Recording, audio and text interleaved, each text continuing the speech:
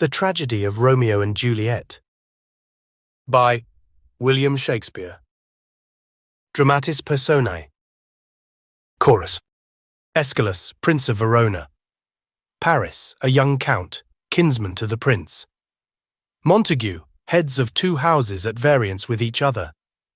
Capulet, heads of two houses at variance with each other. An old man, of the Capulet family. Romeo, son to Montague.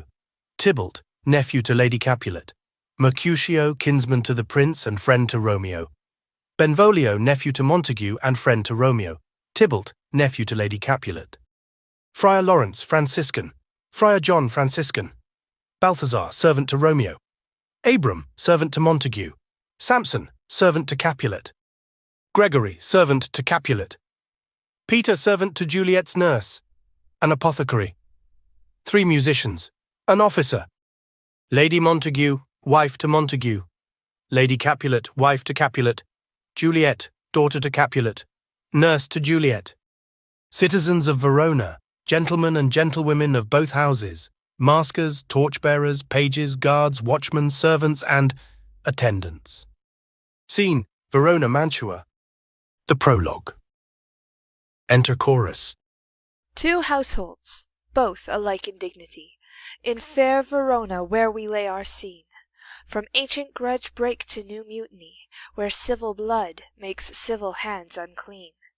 From forth the fatal loins of these two foes, a pair of star-crossed lovers take their life, whose misadventured piteous overthrows doth with their death bury their parents' strife.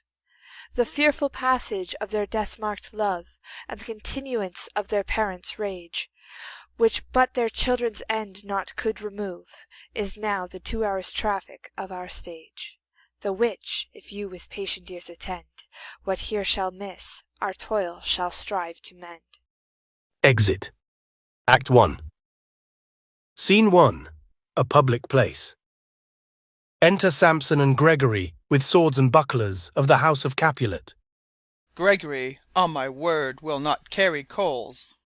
No, for then we should be chollers. I mean, an we be in collar, we'll draw. Ay, while ye live, draw your neck out of collar. I strike quickly, being moved. But thou art not quickly moved to strike. A dog of the house of Montague moves me. To move is to stir, and to be valiant is to stand. Therefore, if thou art moved, thou runn'st away. A dog of that house shall move me to stand. I will take the wall of any man or maid of Montague's. That shows thee a weak slave, for the weakest goes to the wall. True, and therefore women, being the weaker vessels, are ever thrust to the wall. Therefore I will push Montague's men from the wall, and thrust his maids to the wall. The quarrel is between our masters, and us their men. 'Tis all one. I will show myself a tyrant. When I have fought with the men, I will be cruel with the maids. I will cut off their heads. The heads of the maids? Ay, the heads of the maids, or their maiden heads. Take it in what sense thou wilt. They must take it in sense that feel it. Me they shall feel while I am able to stand. And 'tis known I am a pretty piece of flesh. 'Tis well thou art not fish. If thou hadst been poor John. Draw thy tool. Here comes two of the house of Montagues. Enter two other servingmen, Abram and Balthazar. My naked weapon is out. Quarrel, I will back thee. How? Turn thy back and run? Fear me not. No, marry, I fear thee. Let us take the law of our sides. Let them begin. I will frown as I pass by, and let them take it as they list. Nay, as they dare. I will bite my thumb at them, which is disgrace to them if they bear it. Do you bite your thumb at us, sir? I do bite my thumb, sir. Do you bite your thumb at us, sir? Is the law of our side if I say aye? No. No, sir, I do not bite my thumb at you, sir, but I bite my thumb, sir. Do you quarrel, sir? Quarrel, sir? No, sir. But if you do, sir, am for you. I serve as good a man as you. No better. Well, sir. Enter Benvolio. Say better. Here comes one of my master's kinsmen. Yes, better, sir. You lie. Draw, if you be men. Gregory, remember thy swashing blow. They fight. Part, fools! Put up your swords! You know not what you do! Enter Tybalt. What? Art thou drawn among these heartless hinds? Turn thee, Benvolio. Look upon thy death. I do but keep the peace. Put up thy sword, or manage it to part these men with me. What? Drawn and talk of peace? I hate the word, as I hate hell, all Montagues, and thee. Have at thee, coward. They fight. Enter an officer and 3 or 4 citizens with clubs or partisans. Clubs, bills and partisans, strike, beat them down. Down with the Capulets, down with the Montagues. Enter old Capulet in his gown and his wife. What noise is this? Give me my long sword, ho! A crutch, a crutch! Why call you for a sword? My sword, I say! Old Montague is come, and flourishes his blade in spite of me. Enter old Montague and his wife. Thou villain, Capulet, hold me not, let me go. Thou shalt not stir 1 foot to seek a foe. Enter Prince Aeschylus with his train. Rebellious subjects, enemies to peace, profaners of this neighbour-stained steel. Will they not hear? What, ho, you men, you beasts, that quench the fire of your pernicious rage, with purple fountains issuing from your veins, on pain of torture from those bloody hands. Throw your mistempered weapons to the ground, and hear the sentence of your moved prince. 3 civil brawls, bred of an airy word, by thee, old Capulet and Montague, have thrice disturbed the quiet of our streets, and made Verona's ancient citizens cast by their grave beseeming ornaments, to wield old partisans in hands as old, cankered with peace, to part your cankered hate. If you ever disturb our streets again, your lives shall pay the forfeit of the peace. For this time all the rest depart away. You, Capulet, shall go along with me. And Montague, come you this afternoon, to know our farther pleasure in this case. To old Freetown, our common judgment place. Once more, on pain of death, all men depart. Exeunt, all but Montague, his wife, and Benvolio. Who set this ancient quarrel new abroach? Speak, nephew, were you by when it began? Here were the servants of your adversary and yours close fighting ere I did approach. I drew to part them. In the instant came the fiery Tybalt with his sword prepared, which, as he breathed defiance to my ears, he swung about his head and cut the winds who, nothing hurt withal, hissed him in scorn. While we were interchanging thrusts and blows, came more and fought on part and part, till the prince came, who parted either part. Oh, where is Romeo? Saw you him to-day? Right glad I am he was not at this fray. Madam, an hour before the worshipped sun peered forth the golden window of the east, a troubled mind drave me to walk abroad, where, underneath the grove of sycamore that westward rooteth from the city's side, so early walking did I see your son. Towards him I made, but he was ware of me, and stole into the covert of the wood. I, measuring his affections by my own, that are most busied when they're most alone, pursued my humour, not pursuing his, and gladly shunned who gladly fled from me. Many a morning hath he there been seen, with tears augmenting the fresh morning's dew, adding to clouds more clouds with his deep sighs.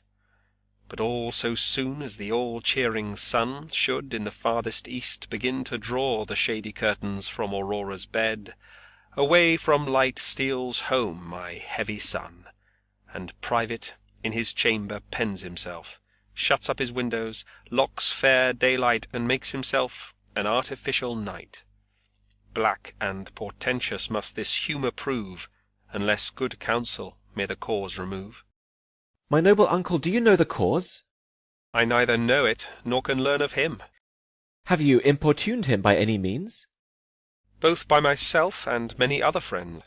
But he, his own affection's counsellor, is to himself, I will not say how true, but to himself so secret and so close, so far from sounding and discovery, as is the bud bit with an envious worm, ere he can spread his sweet leaves to the air, or dedicate his beauty to the sun. Could we but learn from whence his sorrows grow, we would as willingly give cure as know. Enter Romeo. See where he comes! So please you, step aside. I'll know his grievance, or be much denied. I would thou wert so happy by thy stay to hear true shrift. Come, madam, let's away. Exeunt Montague and wife. Good morrow, cousin. Is the day so young? But new struck 9. Ay me, sad hours seem long. Was that my father that went hence so fast? It was. What sadness lengthens Romeo's hours?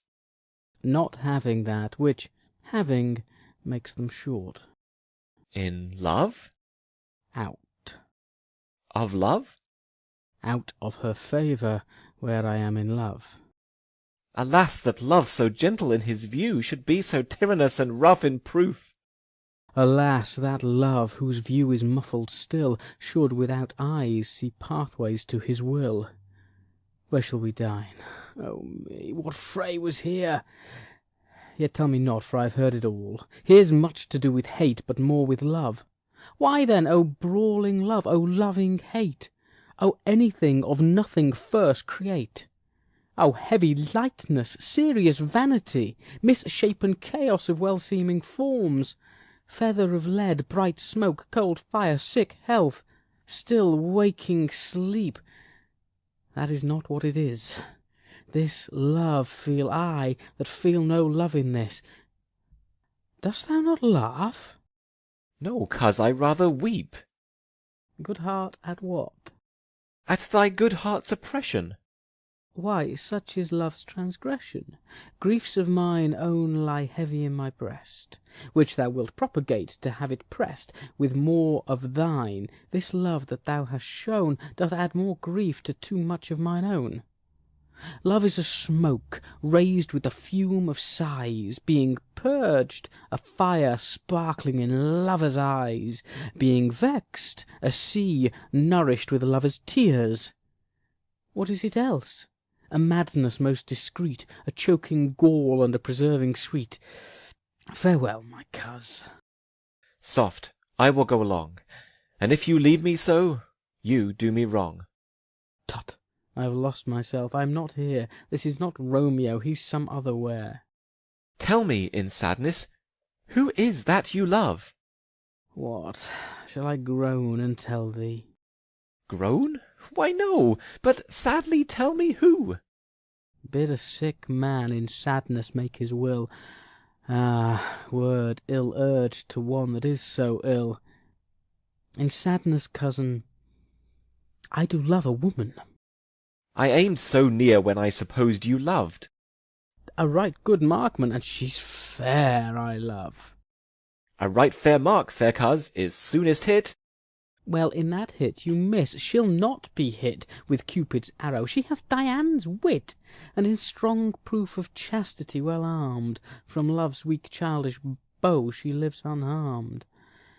She'll not stay the siege of loving terms, nor bide th' encounter of assailing eyes, nor ope her lap to saint seducing gold. Oh, she's rich in beauty, only poor that when she dies, with beauty dies her store. Then she hath sworn that she will still live chaste? She hath, and in that sparing makes huge waste for beauty, starved with her severity, cuts beauty off from all posterity. She's too fair, too wise, wisely too fair, to merit bliss by making me despair. She hath forsworn to love, and in that vow do I live dead that live to tell it now. Be ruled by me. Forget to think of her. Oh, teach me how I should forget to think. By giving liberty unto thine eyes, examine other beauties. 'Tis the way to call hers exquisite in question more. These happy masks that kiss fair ladies' brows, being black, puts us in mind they hide the fair. He that is strucken blind cannot forget the precious treasure of his eyesight lost. Show me a mistress that is passing fair. What doth her beauty serve but as a note where I may read who passed that passing fair? Farewell, thou canst not teach me to forget. I'll pay that doctrine, or else die in debt. Exeunt. Scene 2. A street. Enter Capulet, County Paris, and servant, the clown. But Montague is bound as well as I, in penalty alike. 'Tis not hard, I think, for men so old as we to keep the peace. Of honourable reckoning are you both, and pity 'tis you lived at odds so long. But now, my lord, what say you to my suit? But saying o'er what I have said before, my child is yet a stranger in the world. She hath not seen the change of 14 years. Let 2 more summers wither in their pride, ere we may think her right to be a bride. Younger than she are happy mothers made. And too soon marred are those so early made. The earth hath swallowed all my hopes but she. She is the hopeful lady of my earth. But woo her, gentle Paris, get her heart. My will to her consent is but a part, and she agree, within her scope of choice lies my consent, and fair according voice. This night I hold an old accustomed feast, whereto I have invited many a guest, such as I love. And you among the store, one more, most welcome makes my number more. At my poor house look to behold this night earth-treading stars that make dark heaven light. Such comfort as do lusty young men feel when well-apparelled April on the heel of limping winter treads. Even such delight among fresh female buds shall you this night inherit at my house. Hear all see, and like her most whose merit most shall be. Which among view of many, mine, being one, may stand in number, though in reckoning none. Come, go with me. Go, Sirrah, trudge about through fair Verona. Find those persons out whose names are written there, and to them say, my house and welcome on their pleasure stay. Exeunt Capulet and Paris. Find them out whose names are written here. It is written that the shoemaker should meddle with his yard, and the tailor with his last, the fisher with his pencil, and the painter with his nets. But I am sent to find those persons whose names are here writ, and can never find what names the writing person hath here writ. I must to the learned in good time. Enter Benvolio and Romeo. Tut, man! One fire burns out another's burning. One pain is lessened by another's anguish. Turn giddy, and be holp by backward turning. One desperate grief cures with another's languish. Take thou some new infection to thy eye, and the rank poison of the old will die. Your plantain leaf is excellent for that. For what, I pray thee? For your broken shin. Why, Romeo, art thou mad? Not mad, but bound more than a madman is, shut up in prison, kept without my food, whipped and tormented, and— God den, good fellow.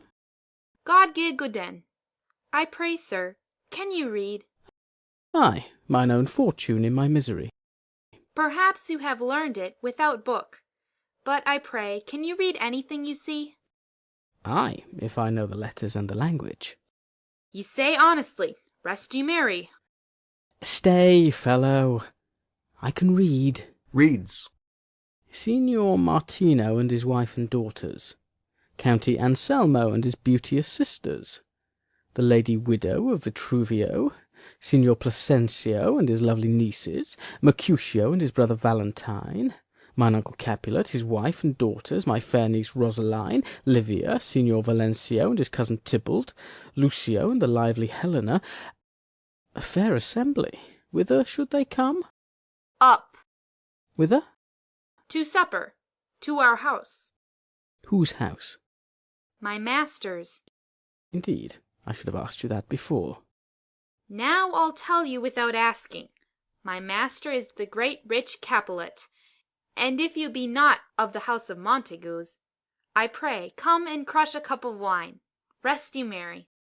At this same ancient feast of Capulets sups the fair Rosaline whom thou so lovest, with all the admired beauties of Verona. Go thither, and with unattainted eye compare her face with some that I shall show, and I will make thee think thy swan a crow. When the devout religion of mine eye maintains such falsehood, then turn tears to fires. And these, who often drowned, could never die, transparent heretics, be burnt for liars. One fairer than my love? The all-seeing sun ne'er saw her match since first the world begun. Tut, you saw her fair, none else being by, herself poised with herself in either eye. But in that crystal scales let there be weighed your lady's love against some other maid, that I will show you shining at this feast, and she shall scant show well that now shows best. I'll go along, no such sight to be shown, but to rejoice in splendour of my own. Exeunt.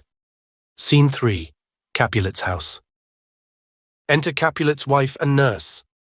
Nurse, where's my daughter? Call her forth to me. Now by my maidenhead, at 12-year-old, I bade her come. What lamb? What ladybird? God forbid, where's this girl? What, Juliet? Enter Juliet. How now? Who calls? Your mother. Madam, I am here. What is your will? This is the matter. Nurse, give leave a while, we must talk in secret. Nurse, come back again. I have remembered me. Thou's hear our counsel. Thou knowest my daughter's of a pretty age. Faith, I can tell her age unto an hour. She's not 14. I'll lay 14 of my teeth. And yet, to my teen it be spoken, I have but 4. She is not 14. How long is it now to Lammastide? A fortnight, and odd days. Even or odd of all days in the year, come Lammas Eve at night, she shall be 14. Susan and she, God rest all Christian souls, were of an age. Well, Susan is with God. She was too good for me. But as I said, on Lammas Eve at night shall she be 14. That she may, Mary, I remember it well. 'Tis since the earthquake now 11 years, and she was weaned. I never shall forget it, of all the days of the year, upon that day. For I had then laid wormwood to my dug, sitting in the sun under the dove-house wall. My lord and you were then at Mantua. Nay, I do bear a brain. But as I said, when it did taste the wormwood on the nipple of my dug, and felt it bitter, pretty fool, to see it tetchy, and fall out with the dug. Shake, quoth the dove-house, 'twas no need, I trow, to bid me trudge. And since that time it is 11 years, for then she could stand alone. Nay, by the rood, she could have run and waddled all about. For even the day before she broke her brow, and then my husband, God be with his soul, was a merry man, took up the child. Yea, quoth he, dost thou fall upon thy face? Thou wilt fall backward when thou hast more wit. Wilt thou not, Jule? And by my holy dame, the pretty wretch left crying, and said, I. To see now how a jest shall come about. I warrant, and I should live 1,000 years, I never should forget it. Wilt thou not, Jule, quoth he, and pretty fool it stinted, and said, I. Enough of this. I pray thee, hold thy peace. Yes, madam. Yet I cannot choose but laugh, to think it should leave crying and say ay. And yet I warrant it had upon its brow a bump as big as a young cockerel stone, a perilous knock, and it cried bitterly. Yea, quoth my husband, fall'st upon thy face? Thou wilt fall backward when thou comest to age. Wilt thou not, Jule? It stinted and said ay. And stint thou too, I pray thee, nurse, say I. Peace, I have done.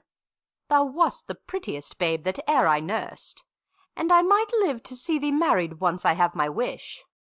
Marry, that marry is the very theme I came to talk of.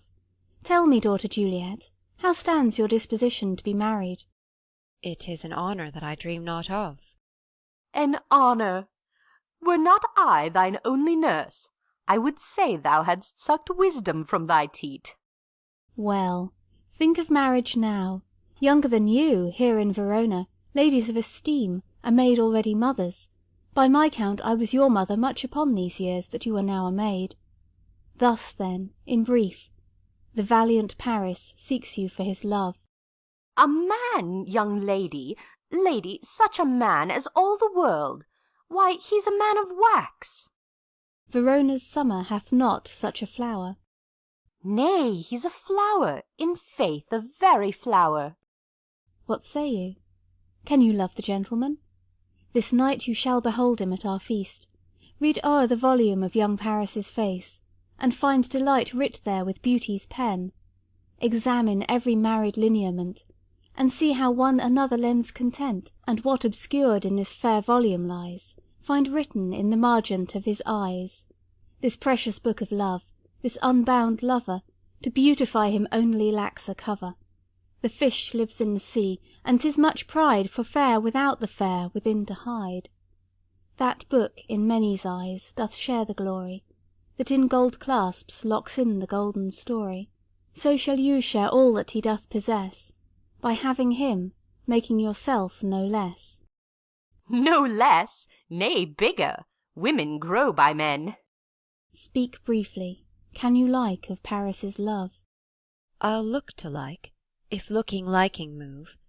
But no more deep will I endart mine eye than your consent gives strength to make it fly.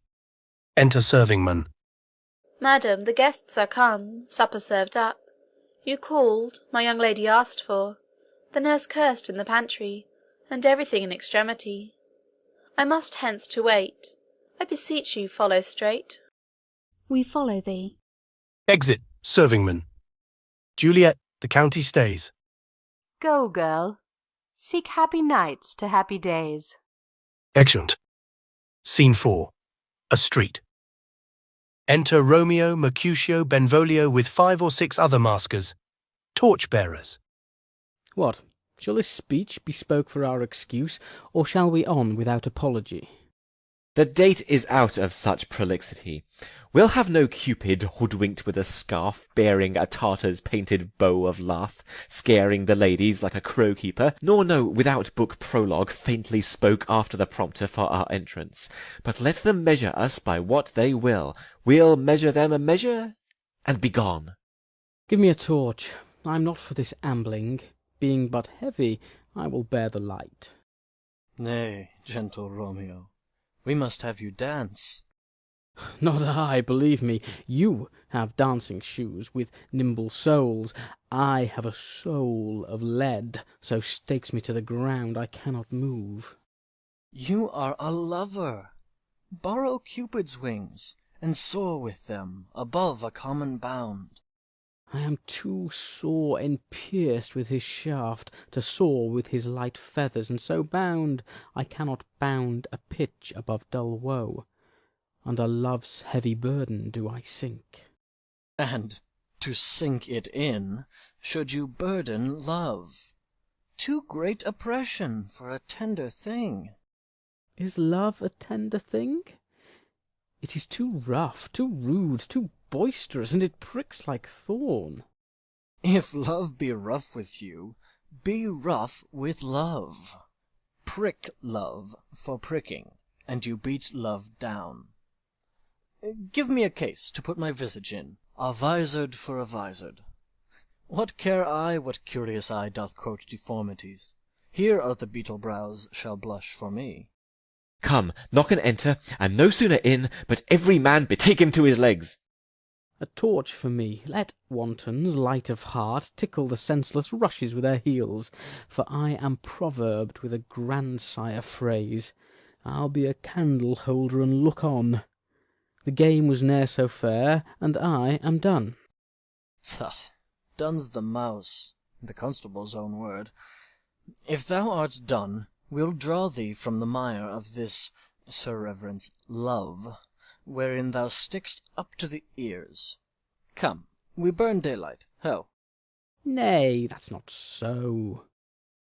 I mean, sir, in delay we waste our lights in vain, like lamps by day. Take our good meaning, for our judgment sits 5 times in that, ere once in our 5 wits. And we mean well in going to this mask, but 'tis no wit to go. Why, may one ask? I dreamt a dream to-night. And so did I. Well, what was yours? That dreamers often lie. In bed asleep, while they do dream things true. Oh, then I see Queen Mab hath been with you. She is the fairies' midwife, and she comes in shape no bigger than an agate stone on the forefinger of an alderman, drawn with a team of little atomies athwart men's noses as they lie asleep. Her waggon spokes made of long spinner's legs, the cover of the wings of grasshoppers, the traces of the smallest spider's web, the collars of the moonshine's watery beams, her whip of cricket's bone, the lash of film, her waggoner a small grey-coated gnat, not half so big as a round little worm pricked from the lazy finger of a maid.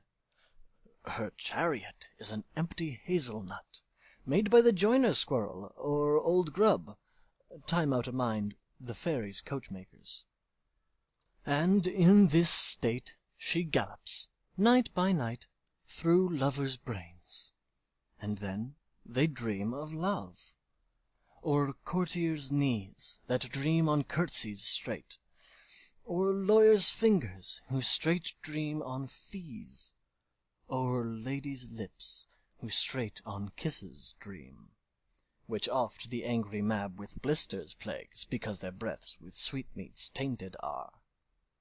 Sometime she gallops o'er a courtier's nose, and then dreams he of smelling out a suit, and sometimes comes she with a tithe-pig's tail, tickling a parson's nose as he lies asleep, then dreams he of another benefice. Sometime he driveth o'er a soldier's neck, and then dreams he of cutting foreign throats, of breaches, ambuscados, Spanish blades, of healths 5 fathom deep, and then, anon, drums in his ear, at which he starts and wakes, and being thus frightened, swears a prayer or two, and sleeps again. This is that very Mab that plats the manes of horses in the night, and bakes the elf-locks in foul sluttish hairs, which, once untangled, much misfortune bodes. This is the hag, when maids lie on their backs, that presses them, and learns them first to bear, making them women of good carriage. This is she. Peace, peace, Mercutio, peace. Thou talk'st of nothing. True, I talk of dreams, which are the children of an idle brain, begot of nothing but vain fantasy, which is as thin of substance as the air, and more inconstant than the wind, who woos even now the frozen bosom of the north, and, being angered, puffs away from thence, turning his face to the dew-dropping south. This wind you talk of blows us from ourselves. Supper is done, and we shall come too late. I fear too early, for my mind misgives some consequence, yet hanging in the stars shall bitterly begin his fearful date with this night's revels, and expire the term of a despised life closed in my breast by some vile forfeit of untimely death. but he that hath the steerage of my course, direct my sail. On, lusty gentlemen! Strike drum! They march about the stage. Exeunt. Scene 5. Capulet's house. Servingmen come forth with napkins. Where's Potpan, that he helps not to take away? He shift a trencher, he scrape a trencher. When good manners shall lie all in one or two men's hands, and they unwashed too, 'tis a foul thing. Away with the joined stools, remove the court cupboard, look to the plate. Good thou, save me a piece of marchpane, and as thou loves me, let the porter let in Susan Grindstone and Nell. Antony and Potpan! Ay, boy, ready. You are looked for and called for, asked for and sought for in the great chamber. We cannot be here and there too. Cheerily, boys, be brisk a while, and the longer liver take all. Exeunt. Enter the maskers. Enter, with servants, Capulet, his wife, Juliet, Tybalt, and all the guests, and gentlewomen to the maskers. Welcome, gentlemen. Ladies that have their toes unplagued with corns will have a bout with you. Ah, my mistresses! Which of you all will now deny to dance? She that makes dainty, she, I'll swear, hath corns. Am I come near you now? Welcome, gentlemen. I have seen the day that I have worn a vizard, and could tell a whispering tale in a fair lady's ear, such as would please. 'Tis gone, 'tis gone, 'tis gone. You're welcome, gentlemen. Come, musicians, play. All give room, and foot it goes. Music plays and they dance. More light, you knaves, and turn the tables up, and quench the fire. The room is grown too hot. Ah, sirrah, this unlooked-for sport comes well. Nay, sit, good cousin Capulet, for you and I are past our dancing days. How long is't now since last yourself and I were in a mask? By your lady, 30 years. What, man, 'tis not so much, 'tis not so much. 'Tis since the nuptial of Lucentio. Come Pentecost as quickly as it will, some 25 years, and then we masked. 'Tis more, 'tis more. His son is elder, sir. His son is 30. Will you tell me that? His son was but a ward 2 years ago. What lady is that, which doth enrich the hand of yonder knight? I know not, sir. Oh, she doth teach the torches to burn bright. It seems she hangs upon the cheek of night, like a rich jewel in an Ethiop's ear. Beauty too rich for use, for earth too dear. So shows a snowy dove, trooping with crows, as yonder lady o'er her fellows shows. The measure done, I'll watch her place of stand, and touching hers make blessed my rude hand. Did my heart love till now? Forswear its sight, for I ne'er saw true beauty till this night. This, by his voice, should be a Montague. Fetch me my rapier, boy. What, dares the slave come hither, covered with an antic face, to fleer and scorn at our solemnity? Now, by the stock and honour of my kin, to strike him dead I hold it not a sin. Why, how now, kinsman? Wherefore storm you so?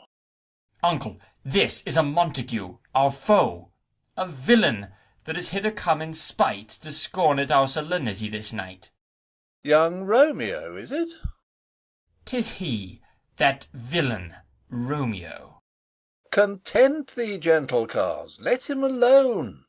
He bears him like a portly gentleman, and to say truth, Verona brags of him to be a virtuous and well-governed youth. I would not for the wealth of all the town here in my house do him disparagement. Therefore be patient, take no note of him. It is my will, the which if thou respect, show a fair presence, and put off these frowns, an ill-beseeming semblance for a feast. It fits, when such a villain is a guest. I'll not endure him. He shall be endured. What, goodman boy? I say he shall. Go to. Am I the master here, or you? Go to. You'll not endure him? God shall mend my soul, you'll make a mutiny among my guests. You will set cock-a-hoop, you'll be the man. Why, uncle, 'tis a shame. Go to, go to. You are a saucy boy. Is't so, indeed? This trick may chance to scathe you. I know what. You must contrary me. Marry, 'tis time. Well said, my hearts. You are a princox. Go. Be quiet, or... More light, more light. For shame, I'll make you quiet. What? Cheerily, my hearts. Patience perforce with wilful choler meeting makes my flesh tremble in their different greeting. I will withdraw, but this intrusion shall, now seeming sweet, convert to bitter gall. If I profane with my unworthiest hand this holy shrine, the gentle fine is this: my lips, two blushing pilgrims, ready stand to smooth that rough touch with a tender kiss. Good pilgrim, you do wrong your hand too much, which mannerly devotion shows in this. For saints have hands that pilgrims' hands do touch, and palm to palm is holy palmer's kiss. Have not saints lips, and holy palmers too? Ay, pilgrim, lips that they must use in prayer. Oh, then, dear saint, let lips do what hands do. They pray, grant thou, lest faith turn to despair. Saints do not move, though grant for prayer's sake. Then move not, while my prayer's effect I take. Thus from my lips by thine my sin is purged. Then have my lips the sin that they have took. Sin from my lips? O trespass, sweetly urged, give me my sin again. You kiss by the book. Madam, your mother craves a word with you. What is her mother? Marry, bachelor, her mother is the lady of the house, and a good lady, and a wise and virtuous. I nursed her daughter that you talked withal. I tell you, he that can lay hold of her shall have the chinks. Is she a Capulet? O dear account, my life is my foe's debt. Away, begone! The sport is at the best. Ay, so I fear. The more is my unrest. Nay, gentlemen, prepare not to be gone. We have a trifling foolish banquet towards. Is't e'en so? Why, then I thank you all. I thank you, honest gentlemen. Good night. More torches here. Come on, then. Let's to bed. Ah, sirrah, by my fay it waxes late. I'll to my rest. Present all but Juliet and nurse. Come hither, nurse. What is yond gentleman? The son and heir of old Tiberio. What's he that now is going out of door? Marry, that I think be young Petruchio. What's he that follows there, that would not dance? I know not. Go ask his name. If he be married, my grave is like to be my wedding bed. His name is Romeo, and a Montague, the only son of your great enemy. My only love sprung from my only hate, too early seen unknown, and known too late.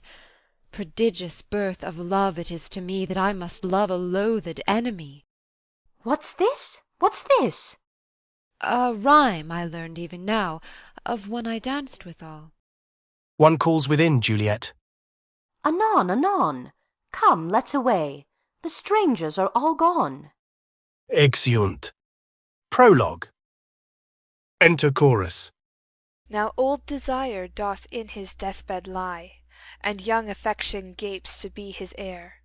That fair for which love groaned for and would die, with tender Juliet matched is now not fair.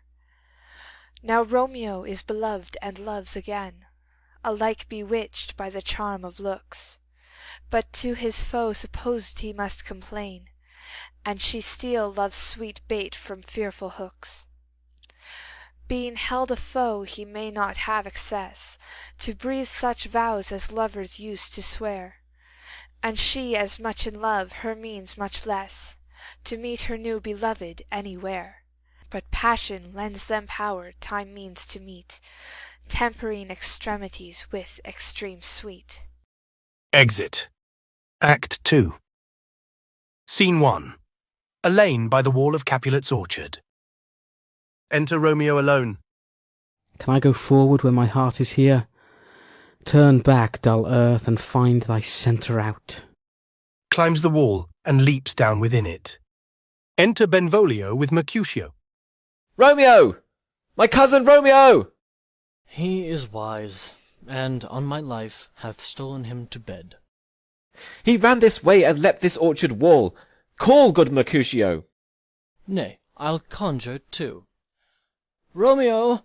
Humours! Madman! Passion! Lover! Appear thou in the likeness of a sigh. Speak but one rhyme, and I am satisfied. Cry but ah me! Pronounce but love and dove. Speak to my gossip Venus one fair word, one nickname for her purblind son and heir, young auburn Cupid, that shot so trim when King Cophetua loved the bigger maid. He heareth not, he stirreth not, he moveth not. The ape is dead, and I must conjure him. I conjure thee, by Rosalie's bright eyes, by her high forehead and her scarlet lip, by her fine foot, straight leg, and quivering thigh, and the demesnes that there adjacent lie, that in thy likeness thou appear to us. And if he hear thee, thou wilt anger him. This cannot anger him. 'Twould anger him to raise a spirit in his mistress's circle of some strange nature, letting it there stand till she had laid it and conjured it down. That were some spite. My invocation is fair and honest. In his mistress's name I conjure only but to raise up him. Come, he hath hid himself amongst these trees to be consorted with the humorous night. Blind is his love, and best befits the dark.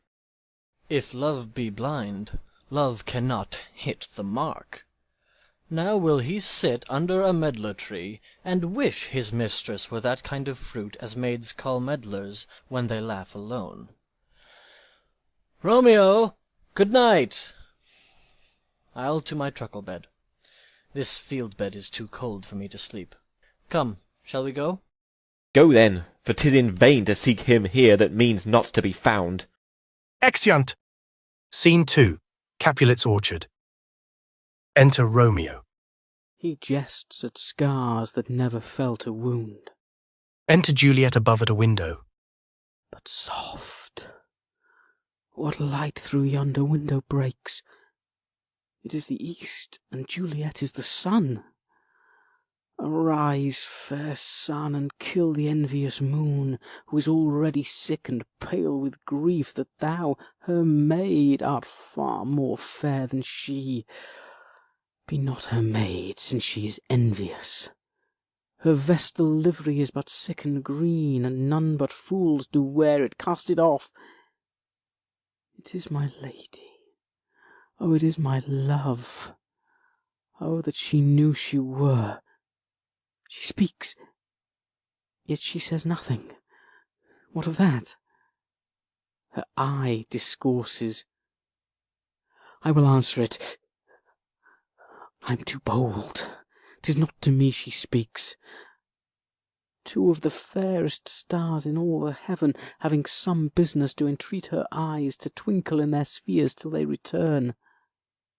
What if her eyes were there, they in her head? The brightness of her cheek would shame those stars as daylight doth a lamp. Her eyes in heaven would through the airy region stream so bright that birds would sing and think it were not night. See how she leans her cheek upon her hand. Oh, that I were a glove upon that hand, that I might touch that cheek. Ah me! She speaks.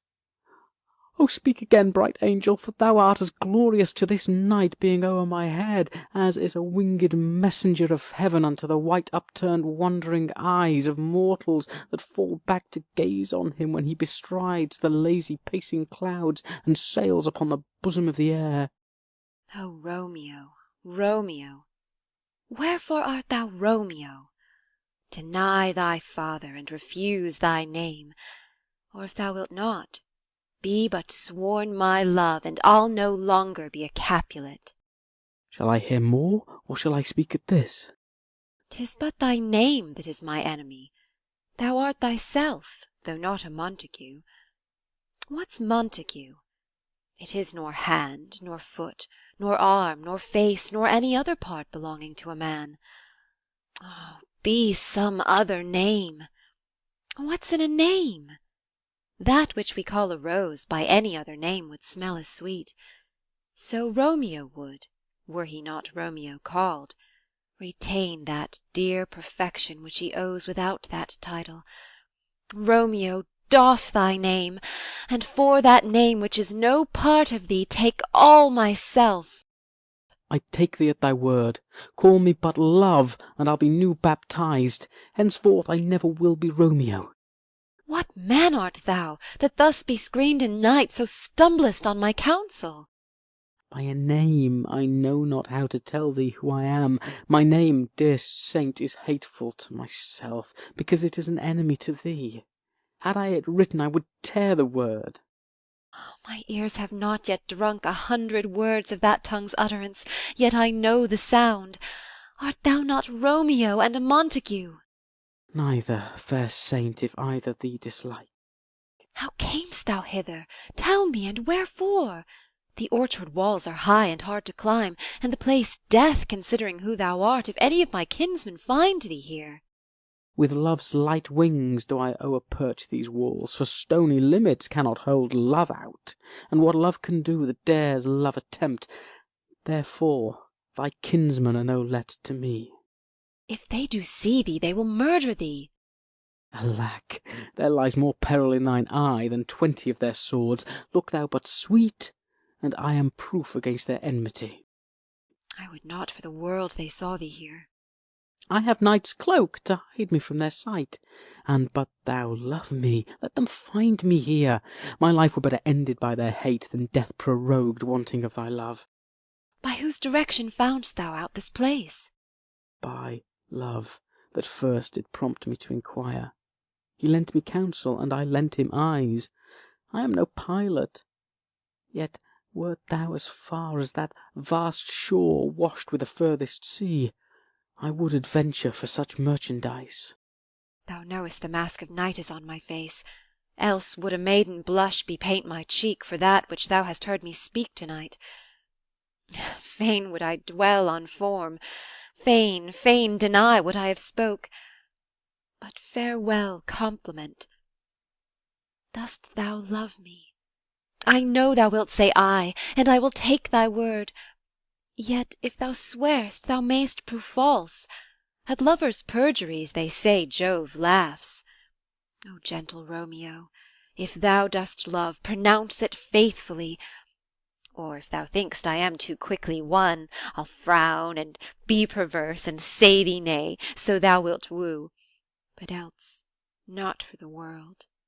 In truth, fair Montague, I am too fond. And therefore thou mayst think my haviour light, but trust me, gentleman, I'll prove more true than those that have more cunning to be strange. I should have been more strange, I must confess, but that thou overheardst ere I was ware my true love passion. Therefore pardon me, and not impute this yielding too light to love which the dark night hath so discovered. Lady, by yonder blessed moon I swear, that tips with silver all these fruit-tree tops. Oh, swear not by the moon, the inconstant moon that monthly changes in her circled orb, lest that thy love prove likewise variable. What shall I swear by? Do not swear at all. Or if thou wilt, swear by thy gracious self, which is the god of my idolatry, and I'll believe thee. If my heart's dear love, Well, do not swear. Although I joy in thee, I have no joy of this contract to-night. It is too rash, too unadvised, too sudden, too like the lightning, which doth cease to be ere one can say it lightens. Sweet good night. This bud of love by summer's ripening breath may prove a beauteous flower when next we meet. Good night, good night. As sweet repose and rest come to thy heart as that within my breast. Oh, wilt thou leave me so unsatisfied? What satisfaction canst thou have to-night? The exchange of thy love's faithful vow for mine. I gave thee mine before thou didst request it, and yet I would it were to give again. Wouldst thou withdraw it? What purpose, love? But to be frank, and give it thee again. And yet I wish but for the thing I have. My bounty is as boundless as the sea, my love as deep. The more I give to thee, the more I have, for both are infinite. I hear some noise within. Dear love, adieu. Anon, good nurse. Sweet Montague, be true. Stay but a little, I will come again. Oh, blessed, blessed night, I am afeard, being in night. All this is but a dream, too flattering sweet to be substantial. Enter Juliet above. 3 words, dear Romeo, and good night indeed. If that thy bent of love be honourable, thy purpose marriage, send me word to-morrow by one that I'll procure to come to thee, where and what time thou wilt perform the rite, and all my fortunes at thy foot I'll lay, and follow thee, my lord, throughout the world. Madam! I come anon. But if thou mean'st not well, I do beseech thee. Madam! By and by I come. To cease thy suit and leave me to my grief, to-morrow will I send. So thrive my soul. 1,000 times good night. 1,000 times the worse to want thy light. Love goes toward love as schoolboys from their books, but love from love toward school with heavy looks. Enter Juliet again above. Hist, Romeo, hist! Oh, for a falconer's voice to lure this tasselled gentle back again! Bondage is hoarse and may not speak aloud, else would I tear the cave where Echo lies, and make her airy tongue more hoarse than mine, with repetition of my Romeo's name. It is my soul that calls upon my name. How silver sweet sound lovers' tongues by night, like softest music to attending ears. Romeo! My dear? At what o'clock to-morrow shall I send to thee? At the hour of 9. I will not fail. 'Tis 20 years till then. I have forgot why I did call thee back. Let me stand here till thou remember it. I shall forget to have thee still stand there, remembering how I love thy company. And I'll still stay, to have thee still forget, forgetting any other home but this. 'Tis almost morning. I would have thee gone, and yet no farther than a wanton's bird that lets it hop a little from her hand, like a poor prisoner in his twisted gyves, and with a silk thread plucks it back again, so loving jealous of his liberty. I would I were thy bird. Sweet, so would I, yet I should kill thee with much cherishing. Good night, good night. Parting is such sweet sorrow, that I shall say good night till it be morrow. Exit. Sleep, dwell upon thine eyes, peace in thy breast. Would I were sleep and peace, so sweet to rest. Hence will I to my ghostly father's cell, his help to crave, and my dear hap to tell. Exit. Scene 3. Friar Lawrence's cell. Enter Friar Lawrence alone with a basket. The green-eyed morn smiles on the frowning night, checkering the eastern clouds with streaks of light, and flecked darkness like the drunkard reels from forth day's path and Titan's fiery wheels. None, ere the sun advance his burning eye, the day to cheer and night's dank dew to dry. I must upfill this osier cage of ours with baleful weeds and precious juiced flowers. The earth, that's nature's mother, is her tomb. What is her burying grave? That is her womb. And from her womb children of divers kinds we sucking on her natural bosom find. Many for many, virtues excellent, none but for some, and yet all different. Oh, mickle is the powerful grace that lies in plants, herbs, stones, and their true qualities. For naught so vile that on the earth doth live, but to the earth some special good doth give, nor aught so good, but strained from that fair use, revolts from true birth, stumbling on abuse. Virtue itself turns vice, being misapplied, and vice sometimes by action dignified. Within the infant rind of this small flower poison hath residence, and medicine power. For this, being smelt with that part, cheers each part. Being tasted, slays all senses with the heart. Two such opposing kings encamp them still, in man as well as herbs, grace and rude will. And where the worser is predominant, full soon the canker death eats up that plant. Enter Romeo. Good morrow, father. Benedicite, what early tongue so sweet saluteth me? Young son, it argues a distempered head so soon to bid good morrow to thy bed. Care keeps his watch in every old man's eye, and where care lodges, sleep will never lie. But where unbruised youth with unstuffed brain doth couch his limbs, there golden sleep doth reign. Therefore thy earthiness doth me assure thou art uproused with some distemperature. Or, if not so, then here I hit it right. Our Romeo hath not been to bed to-night. That last is true, the sweeter rest was mine. God pardon sin. Wast thou with Rosalind? With Rosaline, my ghostly father? No, I have forgot that name and that name's woe. That's my good son. But where hast thou been, then? I'll tell thee ere thou ask it me again. I have been feasting with mine enemy, where on a sudden one hath wounded me that's by me wounded. Both our remedies within thy help and holy physic lies. I bear no hatred, blessed man, for, lo, my intercession likewise steads my foe. Be plain, good son, and homily in thy drift.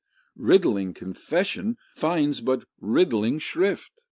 Then plainly know my heart's dear love is set on the fair daughter of rich Capulet. As mine on hers, so hers is set on mine, and all combined, save what thou must combine by holy marriage. When, and where, and how we met, we wooed, and made exchange of vow, I'll tell thee as we pass. But this I pray, that thou consent to marry us to-day. Holy Saint Francis, what a change is here! Is Rosalind that thou didst love so dear, so soon forsaken? Young men's love, then, lies not truly in their hearts, but in their eyes. Jesu Maria, what a deal of brine hath washed thy sallow cheeks for Rosaline! How much salt water thrown away in waste, to season love that doth not taste! The sun not yet thy sighs from heaven clears, the old groans ring yet in mine ancient ears. Lo, here upon thy cheek the stain doth sit of an old tear that is not washed off yet. If e'er thou wast thyself, and these woes thine, thou and these woes were all for Rosaline. And art thou changed? Pronounce these sentences, then. Women may fall where there's no strength in men. Thou chidst me oft for loving Rosaline. For doting, not for loving, pupil mine. And bad'st me bury love. Not in a grave to lay one in, another out to have. I pray thee chide not. She whom I love now doth grace for grace and love for love allow, the other did not so. Oh, she knew well, thy love did read by rote that could not spell. But come, young waverer, come go with me. In one respect I thy assistant be, for this alliance may so happy prove to turn our household's rancour to pure love. Oh, let us hence, I stand on sudden haste. Wisely and slow. They stumble that run fast. Exeunt. Scene 4. A street. Enter Benvolio and Mercutio. Where the devil should this Romeo be? Came he not home to-night? Not to his father's. I spoke with his man. Ah, that same pale, hard-hearted wench, that Rosaline, torments him so that he will sure run mad. Tybalt, the kinsman of old Capulet, hath sent a letter to his father's house. A challenge, on my life. Romeo will answer it. Any man that can write may answer a letter. Nay, he will answer the letter's master how he dares, being dared. Alas, poor Romeo, he is already dead, stabbed with a white wench's black eye, shot through the ear with a love song, the very pin of his heart cleft with the blind bow-boy's butt shaft. And is he a man to encounter Tybalt? Why, what is Tybalt? More than a prince of cats, I can tell you. Oh, he's the courageous captain of compliments. He fights as you sing prick-song, keeps time, distance, and proportion. Rests me his minim rest. 1, 2, and the third in your bosom. The very butcher of a silk button. A duellist. A duellist. A gentleman of the very first house. Of the first and second cause. Ah, the immortal passado, the punto reverso, the hay. The what? The pox of such antic, lisping, affected fantasticos. These new tuners of accents. By Jesu, a very good blade, a very tall man, a very good whore. Why, is not this a lamentable thing, grandsire, that we should be thus afflicted with these strange flies, these fashion-mongers, these pardonnez-mois, who stand so much on the new form that they cannot sit at ease on the old bench? Oh, their bonds, their bonds! Enter Romeo. Here comes Romeo! Here comes Romeo! Without his roe, like a dried herring. O flesh, flesh, how art thou fishified! Now is he for the numbers that Petrarch flowed in. Laura to his lady was but a kitchen wench. Marry, she had a better love to berhyme her. Dido a dowdy, Cleopatra a gypsy, Helen and Hero, Hildings and harlots, Thisbe a grey eye or so. But not to the purpose. Signor Romeo, bonjour! There's a French salutation to your French slop. You gave us the counterfeit fairly last night. Good morrow to you both. What counterfeit did I give you? The slip, sir, the slip. Can you not conceive? Pardon, good Mercutio, my business was great, and in such a case as mine a man may strain courtesy. That's as much to say, such a case as yours constrains a man to bow in the hams. Meaning to courtesy. Thou hast most kindly hit it. A most courteous exposition. Nay, I am the very pink of courtesy. Pink for flower. Right.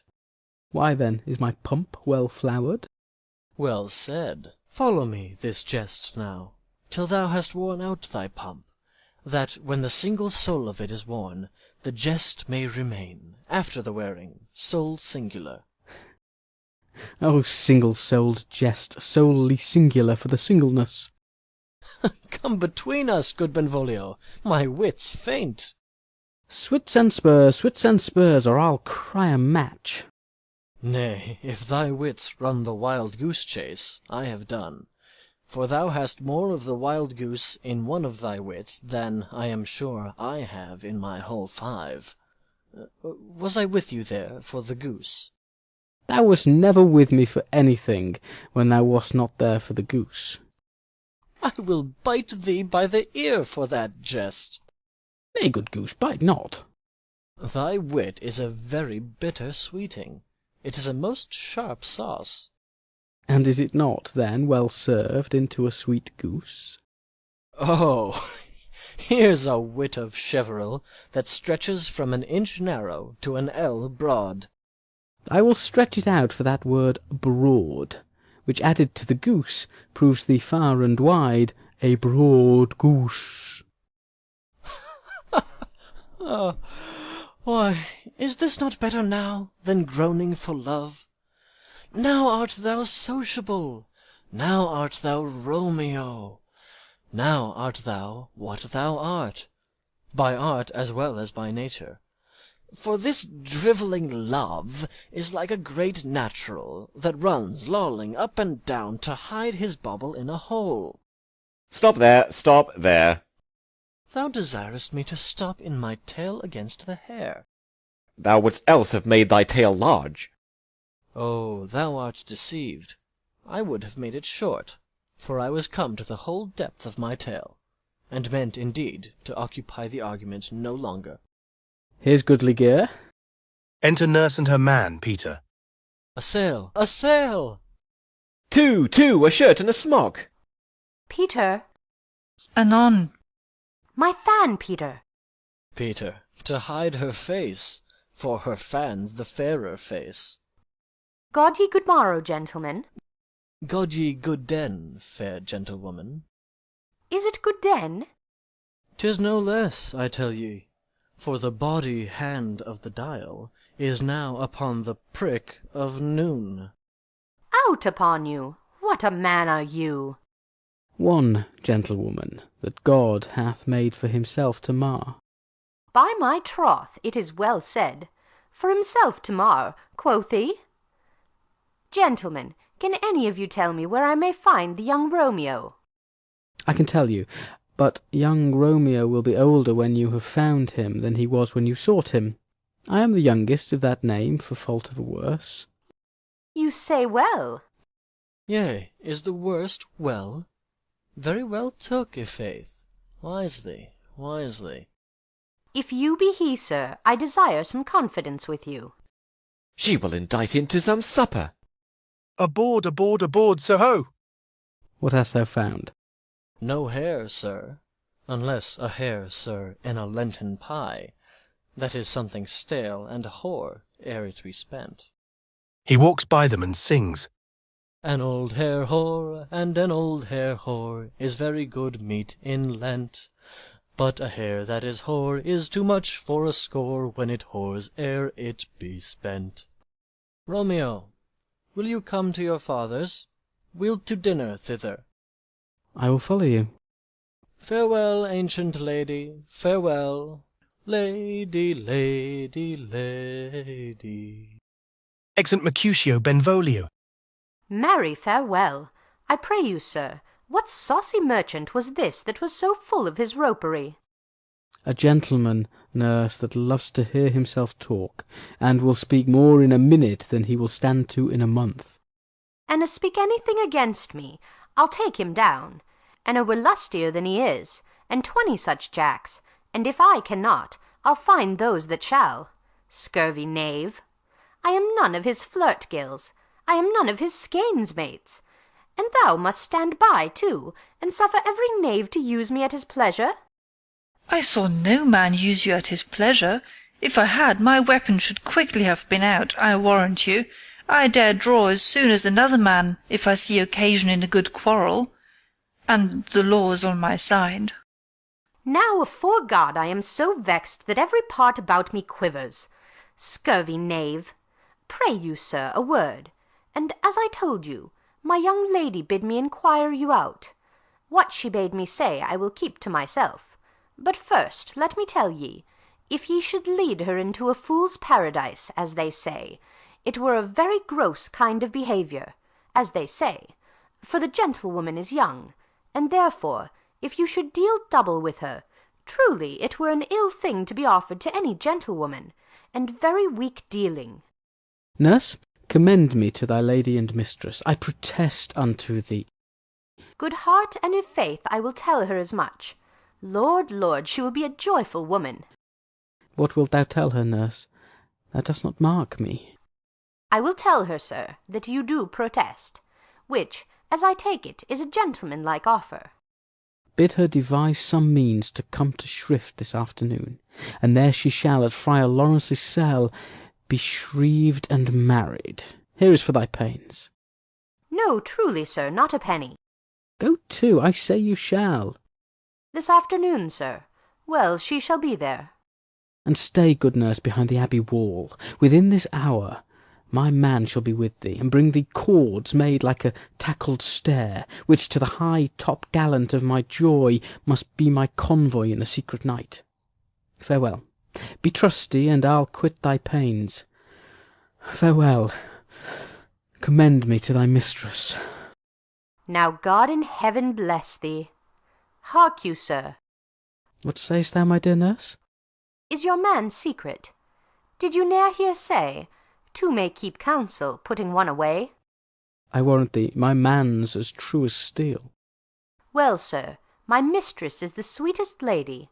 Lord, Lord, when 'twas a little prating thing. Oh, there's a nobleman in town, one Paris, that would fain lay knife aboard, but she, good soul, had as lief see a toad, a very toad, as see him. I anger her sometimes, and tell her that Paris is the proper man. But I'll warrant you, when I say so, she looks as pale as any clout in the versal world. Doth not Rosemary and Romeo both begin with a letter? Ay, nurse, what of that? Both with an R. Ah, mocker! What's the dog's name? R is for the dog. No, I know it begins with some other letter. And she hath the prettiest sententious of it, of you and Rosemary, that it would do you good to hear it. Commend me to thy lady. Ay, 1,000 times. Peter! Anon? Peter, take my fan, and go before. Exeunt. Scene 5. Capulet's orchard. Enter Juliet. The clock struck 9 when I did send the nurse. In half an hour she promised to return. Perchance she cannot meet him. That's not so. Oh, she is lame. Love's herald should be thoughts, which 10 times faster glide than the sun's beams, driving back shadows over lowering hills. Therefore do nimble pinioned doves draw love, and therefore hath the wind-swift Cupid's wings. Now is the sun upon the high-most hill of this day's journey, and from 9 till 12 is 3 long hours, yet she is not come. Had she affections and warm youthful blood, she'd be as swift in motion as a ball. My words would bandy her to my sweet love, and his to me. But old folks, many fain as they were dead, unwieldy, slow, heavy, and pale as lead. Enter nurse and Peter. O God, she comes! O honey nurse, what news? Hast thou met with him? Send thy man away. Peter, stay at the gate. Exit Peter. Now, good, sweet nurse.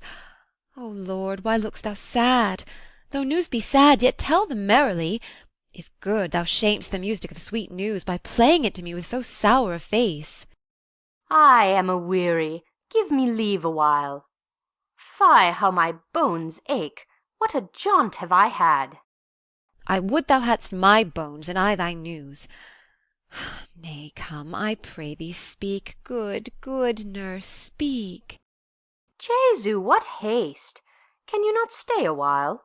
Do you not see that I am out of breath? How art thou out of breath, when thou hast breath to say to me that thou art out of breath? The excuse that thou dost make in this delay is longer than the tale thou dost excuse. Is thy news good or bad? Answer to that. Say either, and I'll stay the circumstance. Let me be satisfied. Is't good or bad?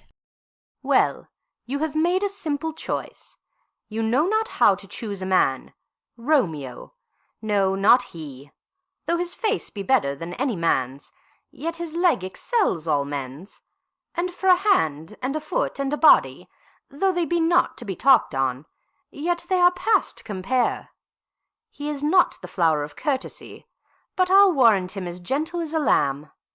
Go thy ways, wench, serve God. What, have you dined at home? No, no, but all this did I know before. What says he of our marriage? What of that? Lord, how my head aches! What a head have I! It beats as if it would fall in 20 pieces. My back at the other side, oh, my back, my back! Beshrew your heart for sending me about to catch my death with jouncing up and down. I'faith, I am sorry that thou art not well. Sweet, sweet, sweet nurse, tell me, what says my love? Your love says, like an honest gentleman, and a courteous, and a kind, and a handsome, and I warrant a virtuous. Where is your mother?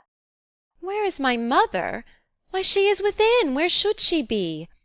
How oddly thou repliest! Your love says, like an honest gentleman, where is your mother? O God's lady dear, are you so hot? Marry, come up, I trow. Is this the poultice for my aching bones? Henceforward do your messages yourself. Here's such a coil. Come, what says Romeo? Have you got leave to go to shrift to-day? I have. Then hie you hence to Friar Lawrence's cell. There stays a husband to make you a wife. Now comes the wanton blood up in your cheeks. They'll be in scarlet straight at any news. Hie you to church.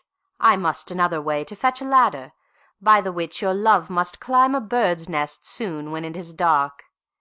I am the drudge, and toil in your delight, but you shall bear the burden soon at night. Go, I'll to dinner, hie you to the cell. Oh, hie to high fortune! Honest nurse, farewell! Exeunt. Scene 6. Friar Lawrence's cell. Enter Friar Lawrence and Romeo. So smile the heavens upon this holy act, that after hours with sorrow chide us not. Amen, amen. But come, what sorrow can, it cannot countervail the exchange of joy that one short minute gives me in her sight. Do thou but close our hands with holy words, then love-devouring death do what he dare. It is enough I may but call her mine. These violent delights have violent ends, and in their triumph die, like fire and powder, which, as they kiss, consume. The sweetest honey is loathsome in his own deliciousness, and in the taste confounds the appetite. Therefore love moderately, long love doth so. Too swift arrives as tardy as too slow. Enter Juliet. Here comes the lady. Oh, so light of foot will ne'er wear out the everlasting flint. A lover may bestride the gossamer that idles in the wanton summer air, and yet not fall. So light is vanity. Good even to my ghostly confessor. Romeo shall thank thee, daughter, for us both. As much to him, else is his thanks too much. Ah, Juliet, if the measure of thy joy be heaped like mine, and that thy skill be more to blazon it, then sweeten with thy breath this neighbour air, and let rich music's tongue unfold the imagined happiness that both receive in either by this dear encounter. Conceit, more rich in matter than in words, brags of his substance, not of ornament. They are but beggars that can count their worth. But my true love is grown to such excess, I cannot sum up some of half my wealth. Come, come with me, and we will make short work. For by your leaves you shall not stay alone till Holy Church incorporate two in one. Exeunt. Act 3. Scene 1. A public place. Enter Mercutio, Benvolio, and men. I pray thee, good Mercutio, let's retire. The day is hot, the Capulets abroad, and if we meet, we shall not scape a brawl. For now, these hot days is the mad blood stirring. Thou art like one of these fellows that when he enters the confines of a tavern, clasps me his sword upon the table, and says, God send me no need of thee, and by the operation of the second cup draws him on the drawer, when indeed there is no need. Am I like such a fellow? Come, come, thou art as hot a jack in thy mood as any in Italy, and as soon moved to be moody, and as soon moody to be moved. And what too? Nay, and there were two such, we should have none shortly, for one would kill the other. Thou! Why, thou wilt quarrel with a man that hath a hair more or a hair less in his beard than thou hast. Thou wilt quarrel with a man for cracking nuts, having no other reason but because thou hast hazel eyes. What eye but such an eye would spy out such a quarrel? Thy head is as full of quarrels as an egg is full of meat, and yet thy head hath been beaten as addle as an egg for quarrelling. Thou hast quarrelled with a man for coughing in the street, because he hath wakened thy dog that hath lain asleep in the sun. Didst thou not fall out with a tailor for wearing his new doublet before Easter? With another for tying his new shoes with an old riband? And yet thou wilt tutor me from quarrelling. An I were apt to quarrel as thou art, any man should buy the fee sample of my life for an hour and a quarter. The fee simple, oh, simple. Enter Tybalt and others. By my head, here come the Capulets! By my heel, I care not. Follow me close, for I will speak to them. Gentlemen, good den, a word with one of you. And but one word with one of us? Couple it with something. Make it a word and a blow. You shall find me apt enough to do that, sir, and you will give me occasion. Could you not take some occasion without giving? Mercutio, thou consortest with Romeo. Consort? What, dost thou make us minstrels? And thou make minstrels of us look to hear nothing but discords. Here's my fiddlestick. Here's that shall make you dance. Zounds, consort! We talk here in the public haunt of men. Either withdraw unto some private place, and reason coldly of your grievances, or else depart. Here all eyes gaze on us. Men's eyes were made to look, and let them gaze. I will not budge for no man's pleasure, I. Enter Romeo. Well, peace be with you, sir. Here comes my man. But I'll be hanged, sir, if he wear your livery. Marry, go before to the field. He'll be your follower. Your worship, in that sense, may call him man. Romeo, the love I bear thee can afford no better term than this. Thou art a villain. Tybalt, the reason that I have to love thee doth much excuse the appertaining rage to such a greeting. Villain am I none. Therefore farewell. I see thou know'st me not. Boy, this shall not excuse the injuries that thou hast done me. Therefore turn and draw. I do protest I never injured thee, but love thee better than thou canst devise till thou shalt know the reason of my love. And so, good Capulet, which name I tender as dearly as mine own, be satisfied. Oh, calm, dishonourable, vile submission.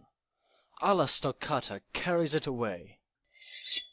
Tybalt, you rat-chaser, will you walk? What wouldst thou have with me? Good king of cats, nothing but one of your 9 lives. That I mean to make bold withal, and, as you shall use me hereafter, dry beat the rest of the 8.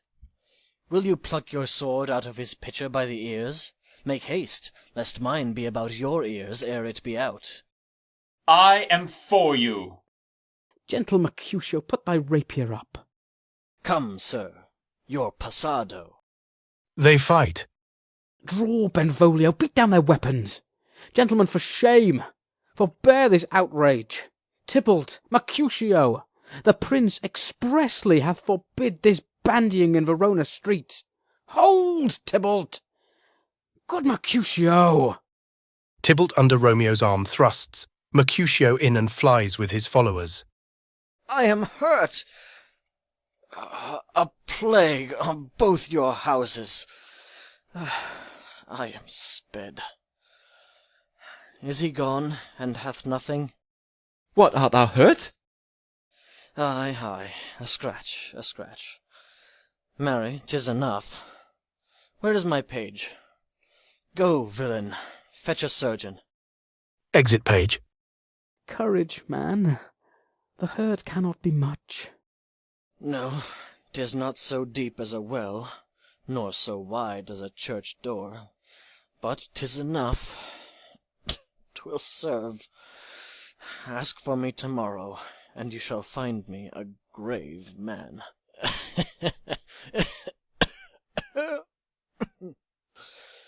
I am peppered, I warrant, for this world. A plague on both your houses.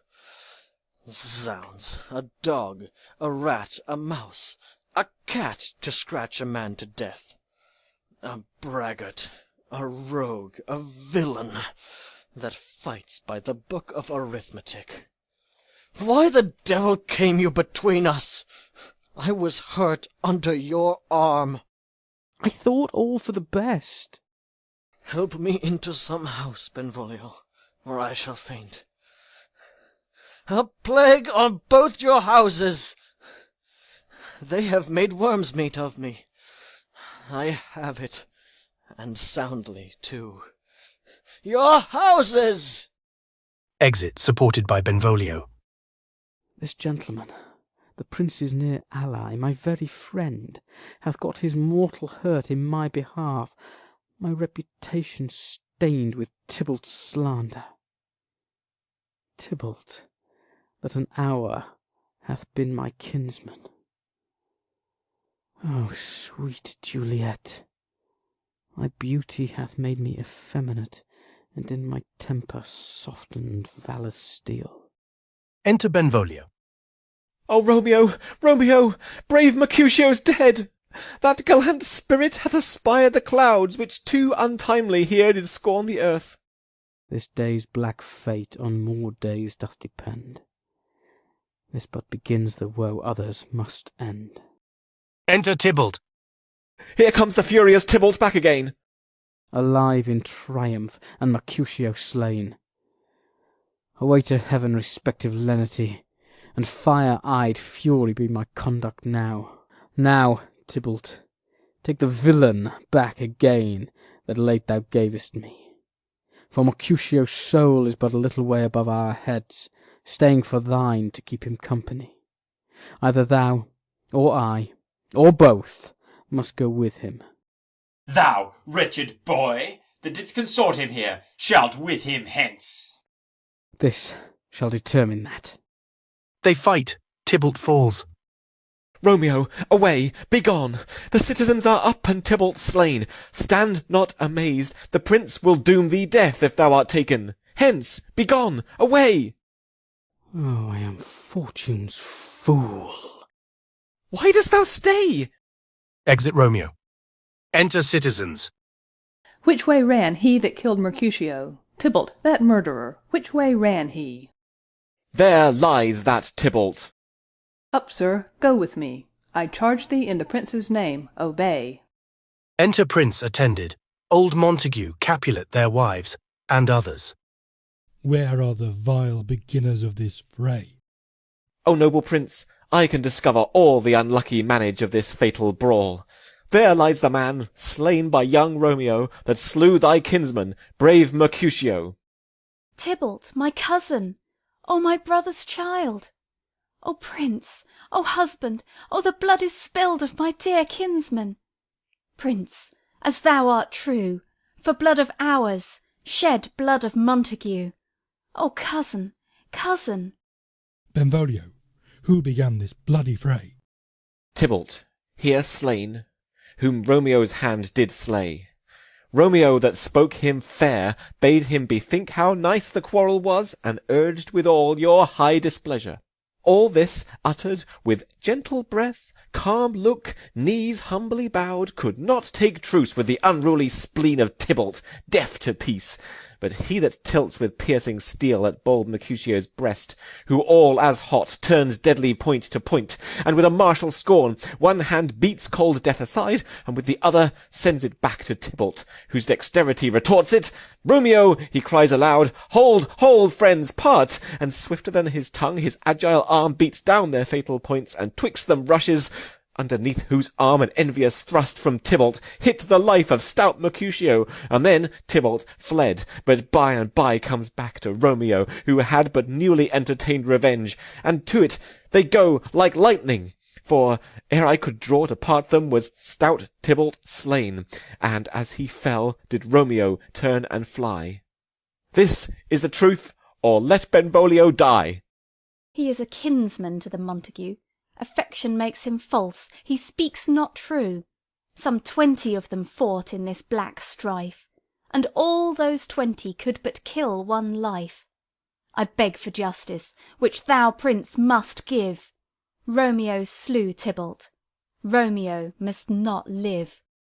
Romeo slew him. He slew Mercutio, who now the price of his dear blood doth owe. Not Romeo, prince. He was Mercutio's friend. His fault concludes but what the law should end, the life of Tybalt. And for that offence, immediately we do exile him hence. I have an interest in your hate's proceeding. My blood for your rude brawls doth lie a-bleeding. But I'll immerse you with so strong a fine, that you shall all repent the loss of mine. I will be deaf to pleading and excuses. No tears nor prayers shall purchase out abuses. Therefore use none.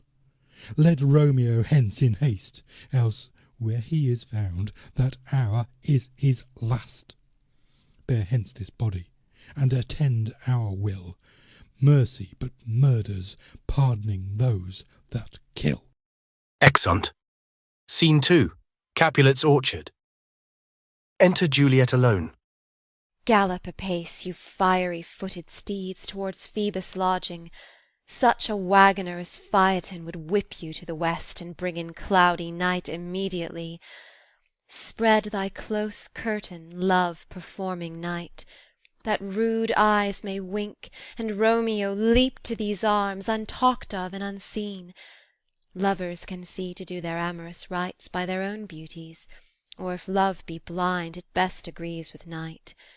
Come, civil night, thou sober-suited matron, all in black, and learn me how to lose a winning match played for a pair of stainless maidenhoods. Hood my unmanned blood, bating in my cheeks with thy black mantle, till strange love, grown bold, think true love acted simple modesty. Come, night, come, Romeo, come, thou day in night, for thou wilt lie upon the wings of night, whiter than new snow upon a raven's back. Come, gentle night, come, loving, black-browed night, give me my Romeo, and when he shall die, take him and cut him out in little stars, and he will make the face of heaven so fine that all the world will be in love with night, and pay no worship to the garish sun. Oh, I have bought the mansion of a love, but not possessed it, and though I am sold, not yet enjoyed. So tedious is this day as is the night before some festival to an impatient child that hath new robes and may not wear them. Oh, here comes my nurse, and she brings news, and every tongue that speaks but Romeo's name speaks heavenly eloquence. Now, nurse, what news? What hast thou there? The cords that Romeo bid thee fetch? Ay, the cords. Throws them down. Ah me, what news? Why dost thou wring thy hands? Ah, well-a-day, he's dead, he's dead, he's dead. We are undone, lady, we are undone. Alack the day, he's gone, he's killed, he's dead. Can heaven be so envious?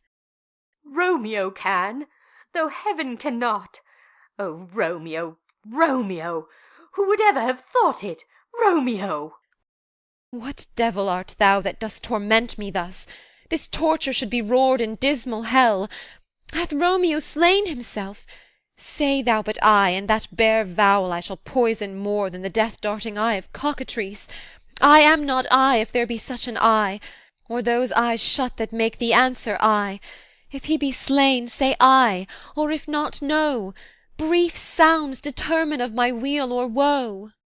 I saw the wound, I saw it with mine eyes. God save the mark, here, on his manly breast. A piteous course, a bloody piteous course.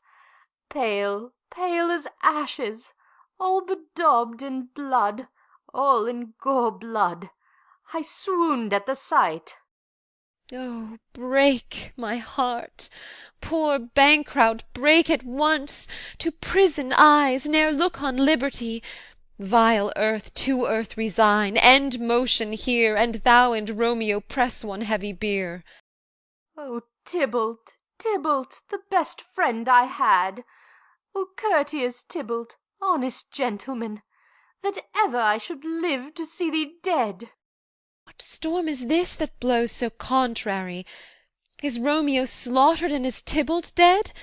My dear loved cousin, and my dearer lord? Then, dreadful trumpet, sound the general doom. For who is living if those two are gone? Tybalt is gone, and Romeo banished. Romeo that killed him, he is banished. O God! Did Romeo's hand shed Tybalt's blood? It did! It did, alas, the day it did! O serpent heart hid with a flowering face! Did ever dragon keep so fair a cave? Beautiful tyrant, fiend angelical, dove-feathered raven, wolvish ravening lamb, despised substance of divinest show, just opposite to what thou justly seem'st, a damned saint, an honourable villain. O nature, what hadst thou to do in hell, when thou didst bower the spirit of a fiend in mortal paradise of such sweet flesh? Was ever book containing such vile matter so fairly bound? Oh, that deceit should dwell in such a gorgeous palace! There's no trust, no faith, no honesty in men. All perjured, all forsworn, all naught, all dissemblers. Ah, where is my man? Give me some aqua vitae. These griefs, these woes, these sorrows make me old. Shame come to Romeo! Blistered be thy tongue for such a wish. He was not born to shame. Upon his brow shame is ashamed to sit, for 'tis a throne where honour may be crowned, sole monarch of the universal earth. Oh, what a beast was I to chide at him! Will you speak well of him that killed your cousin? Shall I speak ill of him that is my husband? Ah, poor my lord, what tongue shall smooth thy name, when I, thy 3 hours' wife, have mangled it? Wherefore, villain, didst thou kill my cousin? That villain cousin would have killed my husband. Back, foolish tears, back to your native spring. Your tributary drops belong to woe, which you, mistaking, offer up to joy. My husband lives, that Tybalt would have slain, and Tybalt's dead, that would have slain my husband. All this is comfort. Wherefore weep I then? Some word there was, worser than Tybalt's death, that murdered me. I would forget it fain. But oh, it presses to my memory like damned guilty deeds to sinners' minds. Tybalt is dead, and Romeo banished. That banished, that one word banished, hath slain 10,000 Tybalts. Tybalt's death was woe enough if it had ended there, or if sour woe delights in fellowship, and needly will be ranked with other griefs. Why followed not, when she said Tybalt's dead, thy father, or thy mother, nay, or both, which modern lamentation might have moved? But with a rearward following Tybalt's death, Romeo is banished. To speak that word is father, mother, Tybalt, Romeo, Juliet, all slain, all dead. Romeo is banished. There is no end, no limit, measure, bound in that word's death. No words can that woe sound. Where is my father and mother, nurse? weeping and wailing over Tybalt's corse. Will you go to them? I will bring you thither. Wash they his wounds with tears. Mine shall be spent when theirs are dry for Romeo's banishment. Take up those cords. Poor ropes, you are beguiled, both you and I, for Romeo is exiled. He made you for a highway to my bed, but I, a maid, die maiden widowed. Come, cords, come, nurse, I'll to my wedding bed, and death, not Romeo, take my maiden head. Hie to your chamber. I'll find Romeo to comfort you. I wot well where he is. Hark ye, your Romeo will be here at night. I'll to him. He is hid at Lawrence' cell. Oh, find him!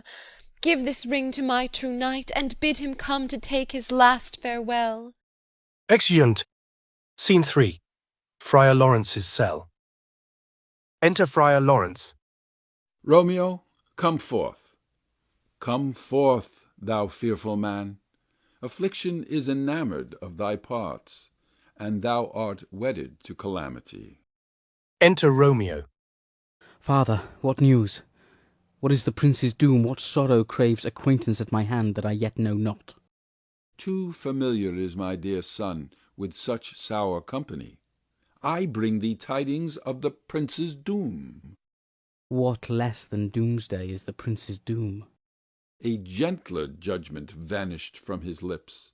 Not body's death, but body's banishment. Ha! Banishment? Be merciful, say death. For exile hath more terror in his look, much more than death. Do not say banishment. Hence, from Verona art thou banished. Be patient, for the world is broad and wide. There is no world without Verona's walls, but purgatory, torture, hell itself. Hence banished is banished from the world, and world's exile is death. Then banished is death mistermed. Calling death banishment, thou cutt'st my head off with a golden axe, and smilest upon the stroke that murders me. O deadly sin, O rude unthankfulness! Thy fault our law calls death. But the kind prince, taking thy part, hath brushed aside the law, and turned that black word death to banishment. This is dear mercy, and thou seest it not. 'Tis torture, and not mercy.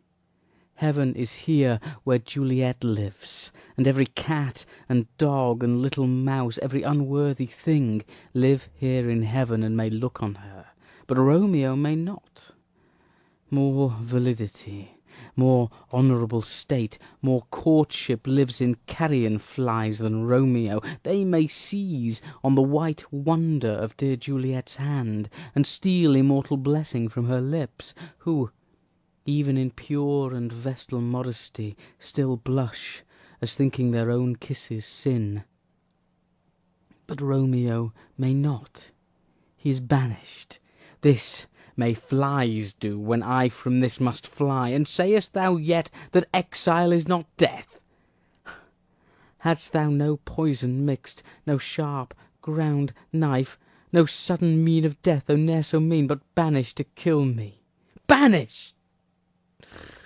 O friar, the damned use that word in hell.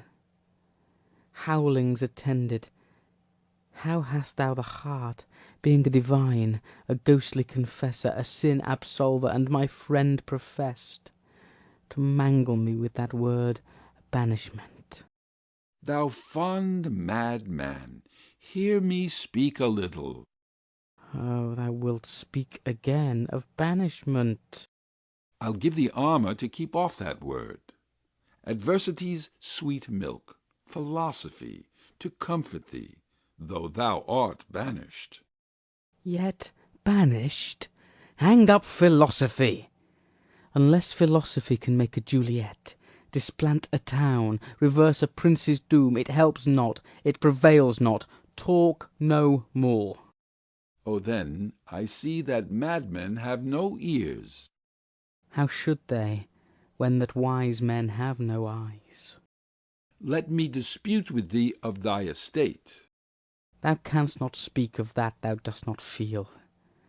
Wert thou as young as I, Juliet thy love, an hour but married, Tybalt murdered, doting like me, and like me banished, then mightst thou speak, then mightst thou tear thy hair, and fall upon the ground, as I do now, taking the measure of an unmade grave. Knock within. Arise, one knocks. Good Romeo, hide thyself. Not I, unless the breath of heart-sick groans, mist-like, enfold me from the search of eyes. Hark! How they knock! Who's there? Romeo, arise. Thou wilt be taken.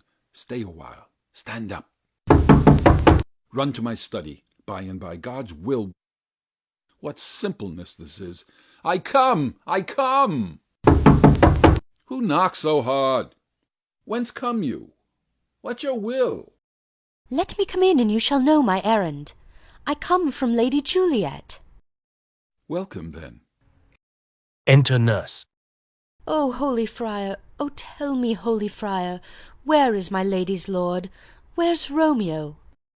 There on the ground, with his own tears made drunk. Oh, he is even in my mistress's case, just in her case. Oh, woeful sympathy, piteous predicament! Even so lies she, blubbering and weeping, weeping and blubbering. Stand up, stand up, stand, and you be a man. For Juliet's sake, for her sake, rise and stand. Why should you fall into so deep an O? Nurse. Ah, sir, well, death's the end of all. Spakest thou of Juliet? How is it with her? Does not she think me an old murderer, now I have stained the childhood of our joy with blood removed but little from her own? Where is she, and how doth she, and what says my concealed lady to our cancelled love? Oh, she says nothing, sir, but weeps and weeps, and now falls on her bed, and then starts up, and Tybalt calls, and then on Romeo cries, and then down falls again. As if that name, shot from the deadly level of a gun, did murder her, as that name's cursed hand murdered her kinsman. Oh, tell me, friar, tell me, in what vile part of this anatomy doth my name lodge? Tell me, that I may sack the hateful mansion. Hold thy desperate hand. Art thou a man? Thy form cries out thou art. Thy tears are womanish. Thy acts denote the unreasonable fury of a beast. Unseemingly woman in a seeming man, or ill-beseeming beast in seeming both. Thou hast amazed me. By my holy order, I thought thy disposition better tempered. Hast thou slain Tybalt? Wilt thou slay thyself, and slay thy lady too, that lives in thee, by doing damned hate upon thyself? Why railest thou on thy birth, the heaven, the earth? Since birth and heaven and earth, all three do meet in thee at once, which thou at once wouldst love. Fie, fie!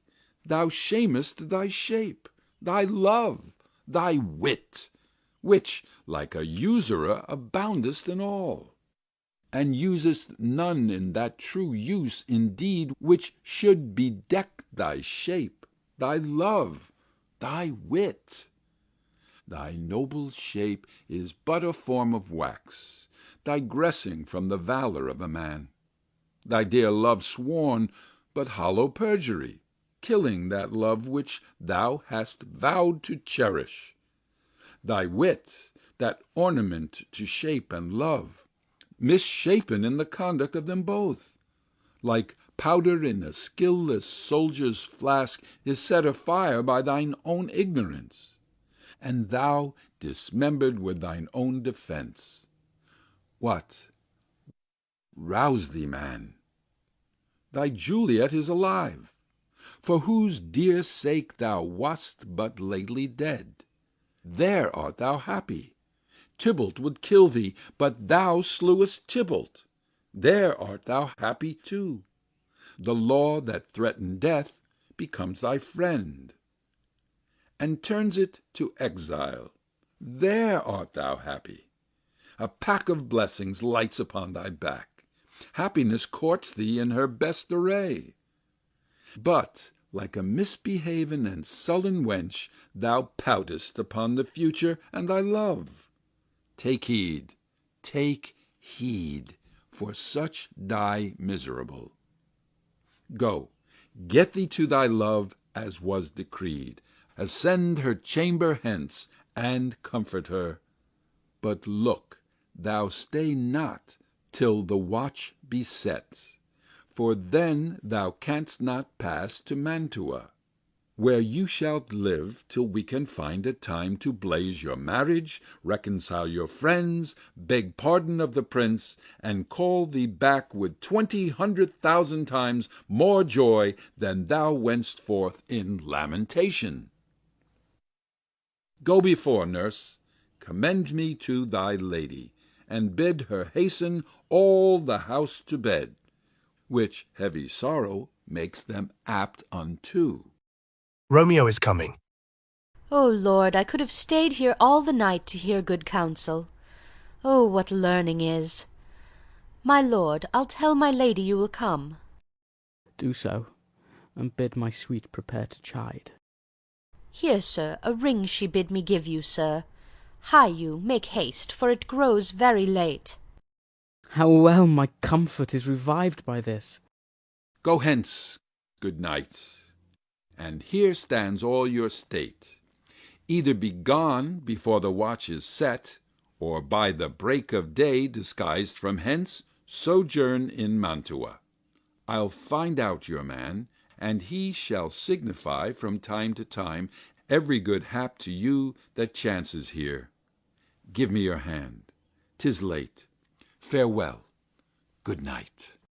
But that a joy past joy calls out on me, it were a grief so brief to part with thee. Exeunt. Scene 4. Capulet's house. Enter old Capulet, his wife, and Paris. Things have fallen out, sir, so unluckily that we have had no time to move our daughter. Look you, she loved her kinsman Tybalt dearly, and so did I. Well, we were born to die. 'Tis very late.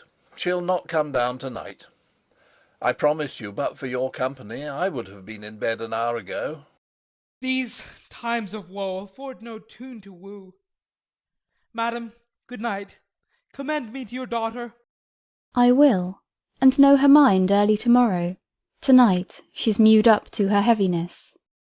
Sir Paris, I will make a desperate tender of my child's love. I think she will be ruled in all respects by me. Nay, more, I doubt it not. Wife, go you to her ere you go to bed. Acquaint her here of my son Paris's love, and bid her, mark you me, on Wednesday next. But soft, what day is this? Monday, my lord. Monday. Ah, well, Wednesday is too soon. Thursday let it be. A Thursday, tell her. She shall be married to this noble earl. Will you be ready? Do you like this haste? We'll keep no great ado, a friend or two. For hark you, Tybalt being slain so late, it may be thought we held him carelessly, being our kinsman, if we revel much. Therefore we'll have some 6 friends, and there an end. But what say you to Thursday? My lord, I would that Thursday were to-morrow. Well, get you gone. A Thursday be it then. Go you to Juliet ere you go to bed. Prepare her, wife, against this wedding day. Farewell, my lord. Light to my chamber, ho! Afore me, it is so very, very late that we may call it early by and by. Good night. Exeunt. Scene 5. Capulet's orchard. Enter Romeo and Juliet aloft at the window. Wilt thou be gone? It is not yet near day. It was the nightingale, and not the lark, that pierced the fearful hollow of thine ear. Nightly she sings on yond pomegranate tree. Believe me, love, it was the nightingale. It was the lark, the herald of the morn, no nightingale. Look, love, what envious streaks do lace the severing clouds in yonder east. Night's candles are burnt out, and jocund day stands tiptoe on the misty mountain tops. I must be gone and live, or stay and die. Yond light is not daylight, I know it, It is some meteor that the sun exhales to be to thee this night a torch-bearer, and light thee on the way to Mantua. Therefore stay yet, thou needst not to be gone. Let me be ta'en, let me be put to death. I am content, so thou wilt have it so. I'll say yon grey is not the morning's eye, 'tis but the pale reflex of Cynthia's brow. Nor that is not the lark whose notes do beat the vaulty heavens so high above our heads. I have more care to stay than will to go. Come, death, and welcome. Juliet wills it so. How is't, my soul? Let's talk. It is not day. It is, it is. Hie, hence, be gone, away! It is the lark that sings so out of tune, straining harsh discords and unpleasing sharps. Some say the lark makes sweet division. This doth not so, for she divideth us. Some say the lark and loathed toad change eyes. Oh, now I would they had changed voices too, since arm from arm that voice doth us affray, hunting thee hence with hunts up to the day. Oh, now be gone, more light and light it grows. More light and light, more dark and dark our woes. Enter nurse. Madam! Nurse? Your lady mother is coming to your chamber. The day is broke. Be wary, look about. Then, window, let day in, and let life out. Exit. Farewell, farewell. One kiss, and I'll descend. Art thou gone so? My lord, my love, my friend, I must hear from thee every day the hour, for in a minute there are many days. Oh, by this count I shall be much in years ere I again behold my Romeo. Farewell. I will omit no opportunity that may convey my greetings, love, to thee. Oh, think'st thou we shall ever meet again? I doubt it not, and all these woes shall serve for sweet discourses in our time to come.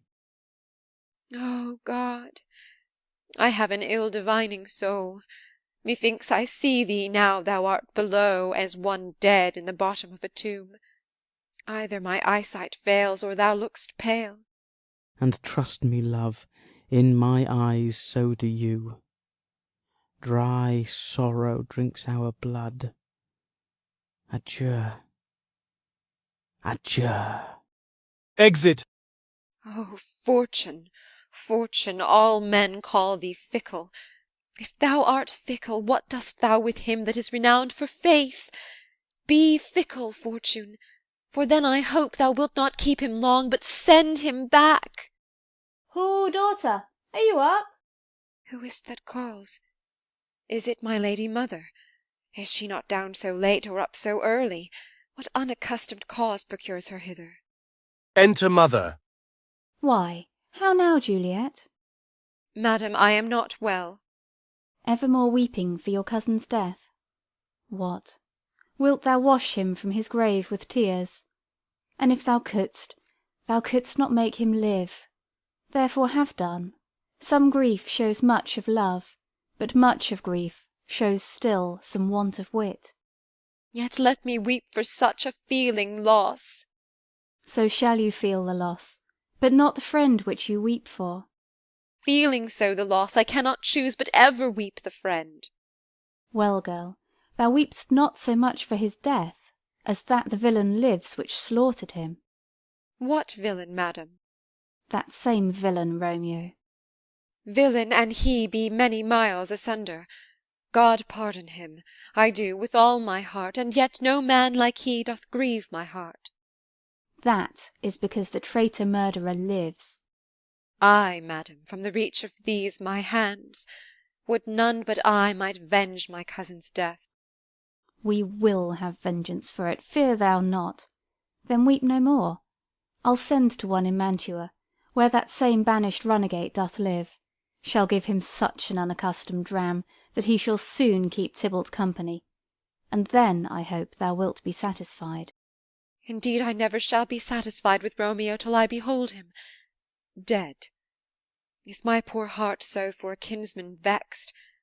Madam, if you could find out but a man to bear a poison, I would temper it, that Romeo should, upon receipt thereof, soon sleep in quiet. Oh, how my heart abhors to hear him named, and cannot come to him, to wreak the love I bore my cousin Tybalt upon his body that hath slaughtered him. Find thou the means, and I'll find such a man. But now I'll tell thee joyful tidings, girl. And joy comes well in such a needy time. What are they, I beseech your ladyship? Well, well, thou hast a careful father, child, one who, to put thee from thy heaviness, hath sorted out a sudden day of joy, that thou expectest not, nor I looked out for. Madam, in happy time, what day is that? Marry, my child, early next Thursday morn, the gallant, young, and noble gentleman, the county Paris, at St. Peter's Church, shall happily make thee there a joyful bride. Now by St. Peter's Church, and Peter too, he shall not make me there a joyful bride. I wonder at this haste, that I must wed ere he that should be husband comes to woo. I pray you tell my lord and father, madam, I will not marry yet, and when I do, I swear it shall be Romeo, whom you know I hate, rather than Paris. These are news indeed. Here comes your father. Tell him so yourself, and see how he will take it at your hands. Enter Capulet and nurse. When the sun sets, the air doth drizzle dew, but for the sunset of my brother's son it rains downright. How now, a cundit girl, what, still in tears? Evermore showering? In one little body thou counterfeit'st a bark, a sea, a wind. For still thy eyes, which I may call the sea, do ebb and flow with tears. The bark thy body is, sailing in this salt flood. The winds thy sighs, who, raging with thy tears, and they with them, without a sudden calm, will overset thy tempest-tossed body. How now, wife, have you delivered to her our decree? Ay, sir, but she will none, she gives you thanks. I would the fool were married to her grave. Soft, take me with you, wife. How? Will she none? Doth she not give us thanks? Is she not proud? Doth she not count her blessed, unworthy as she is, that we have wrought so worthy a gentleman to be her bridegroom? Not proud you have, but thankful that you have. Proud can I never be of what I hate, but thankful even for hate that is meant love. How now, chop logic? What is this? Proud, and I thank you, and I thank you not, and yet not proud? Mistress Minion, you thank me no thankings, nor proud me no prouds, but fettle your fine joints 'gainst Thursday next, to go with Paris to St. Peter's Church, or I will drag thee on a hurdle thither. Out, you green sickness carrion! Out, you baggage! You tallow face! Fie, fie, what are you, mad? Good father, I beseech you on my knees, hear me with patience but to speak a word. Hang thee, young baggage, disobedient wretch! I tell thee what, get thee to church o' Thursday, or never after look me in the face. Speak not, reply not, do not answer me. My fingers itch. Wife, we scarce thought us blessed that God had lent us but this only child, but now I see this one is one too much, and that we have a curse in having her. Out on her, Hilding! God in heaven bless her! You are to blame, my lord, to rate her so. And why, my Lady Wisdom? Hold your tongue. Good Prudence, smatter with your gossips. Go. I speak no treason. Oh, God ye good'un! May not one speak? Peace, you mumbling fool! Utter your gravity or a gossip's bowl, for here we need it not. You are too hot. God's bread, it makes me mad. Day, night, still my care hath been to have her matched. And having now provided a gentleman of noble parentage, of fair demeans, youthful, and nobly trained, stuffed, as they say, with honourable parts, proportioned as one's heart would wish a man. And then to have a wretched puling fool, a whining mammet, in her fortune's tender, to answer, I'll not wed, I cannot love, I am too young, I pray you pardon me. But an you will not wed, I'll pardon you. Graze where you will, you shall not house with me. Look to't, think on't, I do not use to jest. Thursday is near, lay hand on heart, advise, and you be mine. I'll give you to my friend. An you be not, hang, beg, starve, die i' the streets, for by my soul I'll ne'er acknowledge thee, nor what is mine shall never do thee good. Trust to't, bethink you, I'll not be forsworn. Is there no pity sitting in the clouds that sees into the bottom of my grief? O sweet my mother, cast me not away. Delay this marriage for a month, a week, or if you do not, make the bridal bed in that dim monument where Tybalt lies. Talk not to me, for I'll not speak a word. Do as thou wilt, for I have done with thee. O God! O nurse, how shall this be prevented? My husband is on earth, my faith in heaven. How shall that faith return again to earth, unless that husband send it me from heaven by leaving earth? Comfort me, counsel me. Alack, alack, that heaven should practise stratagems upon so soft a subject as myself. What say'st thou? Hast thou not a word of joy? Some comfort, nurse. Faith, here 'tis. Romeo is banished, and all the world to nothing, that he dares ne'er come back to challenge you, or if he do, it needs must be by stealth. Then, since the case so stands as now it doth, I think it best you married with the county. Oh, he is a lovely gentleman. Romeo's a dish-clout to him. An eagle, madam, hath not so green, so quick, so fair an eye as Paris hath. Beshrew my very heart, I think you are happy in this second match, for it excels your first, or if it did not, your first is dead, or 'twere as good he were as living here, and you no use of him. Speak'st thou this from thy heart? And from my soul too, or else beshrew them both. Amen. What? Well, thou hast comforted me marvellous much. Go in, and tell my lady I am gone, having displeased my father to Lawrence's cell, to make confession and to be absolved. Marry, I will, and this is wisely done. Ancient damnation! O most wicked fiend!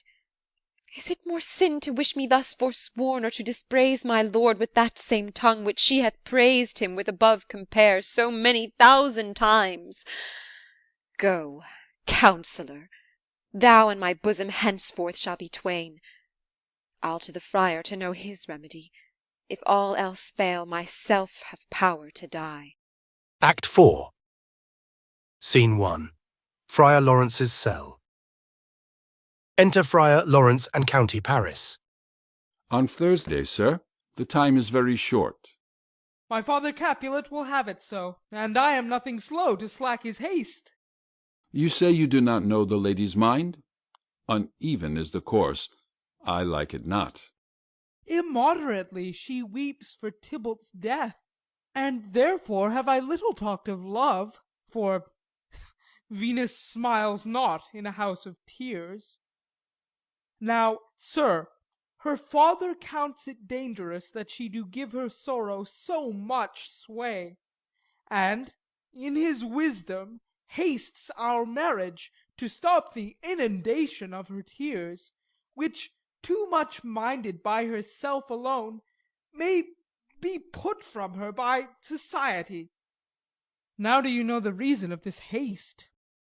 I would I knew not why it should be slowed.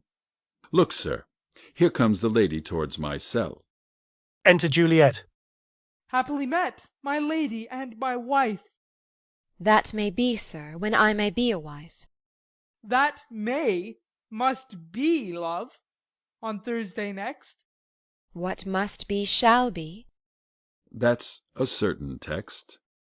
Come you to make a confession to this father? To answer that, I should confess to you. Do not deny to him that you love me.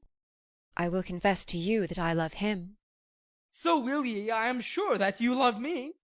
If I do so, it will be of more price, being spoke behind your back than to your face. Poor soul, thy face is much abused with tears. The tears have got small victory by that, for it was bad enough before their spite. Thou wrong'st it more than tears with that report. That is no slander, sir, which is a truth, and what I spake it to my face. Thy face is mine, and thou hast slandered it. It may be so, for it is not mine own. Are you at leisure, holy father, now, or shall I come to you at evening mass? My leisure serves me, pensive daughter, now. My lord, we must entreat the time alone. God shield I should disturb devotion. Juliet, on Thursday early will I rouse you. Till then, adieu, and keep this holy kiss. Oh, shut the door, and when thou hast done so, come weep with me, past hope, past cure, past help. Ah, Juliet, I already know thy grief. It strains me past the compass of my wits. I hear thou must, and nothing may prorogue it. On Thursday next be married to this county. Tell me not, friar, that thou hear'st of this, unless thou tell me how I may prevent it. If in thy wisdom thou canst give no help, do thou but call my resolution wise, and with this knife I'll help it presently. God joined my heart and Romeo's, thou our hands, and ere this hand by thee to Romeo's sealed shall be the label to another deed, or my true heart with treacherous revolt turn to another, this shall slay them both. Therefore out of thy long experienced time give me some present counsel, or behold, twixt my extremes and me this bloody knife shall play the empire, arbitrating that which the commission of thy years and art could to no issue of true honour bring. Be not so long to speak, I long to die, if what thou speak'st speak not of remedy. Hold, daughter, I do spy a kind of hope, which craves as desperate an execution as that is desperate which we would prevent. If, rather than to marry County Paris, thou hast the strength of will to slay thyself, then it is likely thou wilt undertake a thing like death, to chide away the shame, that copst with death himself to scrape from it. And if thou darest, I'll give thee remedy. Oh, bid me leap rather than marry Paris from off the battlements of yonder tower, or walk in thievish ways, or bid me lurk where serpents are, chain me with roaring bears, or shut me nightly in a charnel house, or covered quite with dead men's rattling bones, with reeky shanks and yellow chapless skulls, or bid me go into a new-made grave, and hide me with a dead man in his shroud, things that, to hear them told, have made me tremble. And I will do it without fear or doubt, to live an unstained wife to my sweet love. Hold then. Go home, be merry, give consent to marry Paris. Wednesday is tomorrow. Tomorrow night look that thou lie alone. Let not thy nurse lie with thee in thy chamber. Take thou this vial. Be then in bed, and this distilled liquor drink thou off, when presently through all thy veins shall run a cold and drowsy humour, for no pulse shall keep his native progress, but surcease. No warmth, no breath shall testify thou livest. The roses in thy lips and cheeks shall fade to paly ashes. Thy eyes' windows fall like death when he shuts up the day of life. Each part, deprived of subtle government, shall, stiff and stark and cold, appear like death. And in this borrowed likeness of shrunk death thou shalt continue 42 hours, and then awake as from a pleasant sleep. Now, when the bridegroom in the morning comes to rise thee from thy bed, there art thou dead. Then, as the manner of our country is, in thy best robes, uncovered on the bier, thou shalt be borne to the same ancient vault where all the kindreds of the Capulets lie. In the meantime, against thou should awake, shall Romeo by my letters know our drift, and hither shall he come. And he and I will watch thy waking, and that very night shall Romeo bear thee hence to Mantua. And this shall free thee from this present shame, if no inconstant toy nor womanish fear abate thy valour in the acting it. Give me, oh tell me not of fear. Hold, get you gone. Be strong and prosperous in this resolve. I'll send a friar with speed to Mantua, with my letters to thy lord. Love, give me strength, and strength shall help afford. Farewell, dear father. Exeunt. Scene 2. Capulet's house. Enter Father Capulet, mother, nurse, and servingman, 2 or 3. So many guests invite as here are writ. Exit a servingman. Sirrah, go hire me 20 cunning cooks. You shall have none ill, sir, for I'll try if they can lick their fingers. How canst thou try them so? Marry, sir, 'tis an ill cook that cannot lick his own fingers. Therefore he that cannot lick his fingers goes not with me. Go, begone. We shall be much unfurnished for this time. What, is my daughter gone to Friar Lawrence? Ay, forsooth. Well, we may chance to do some good on her. A peevish, self-willed harlotry it is. Enter Juliet. See where she comes from shrift with merry look. How now, my headstrong?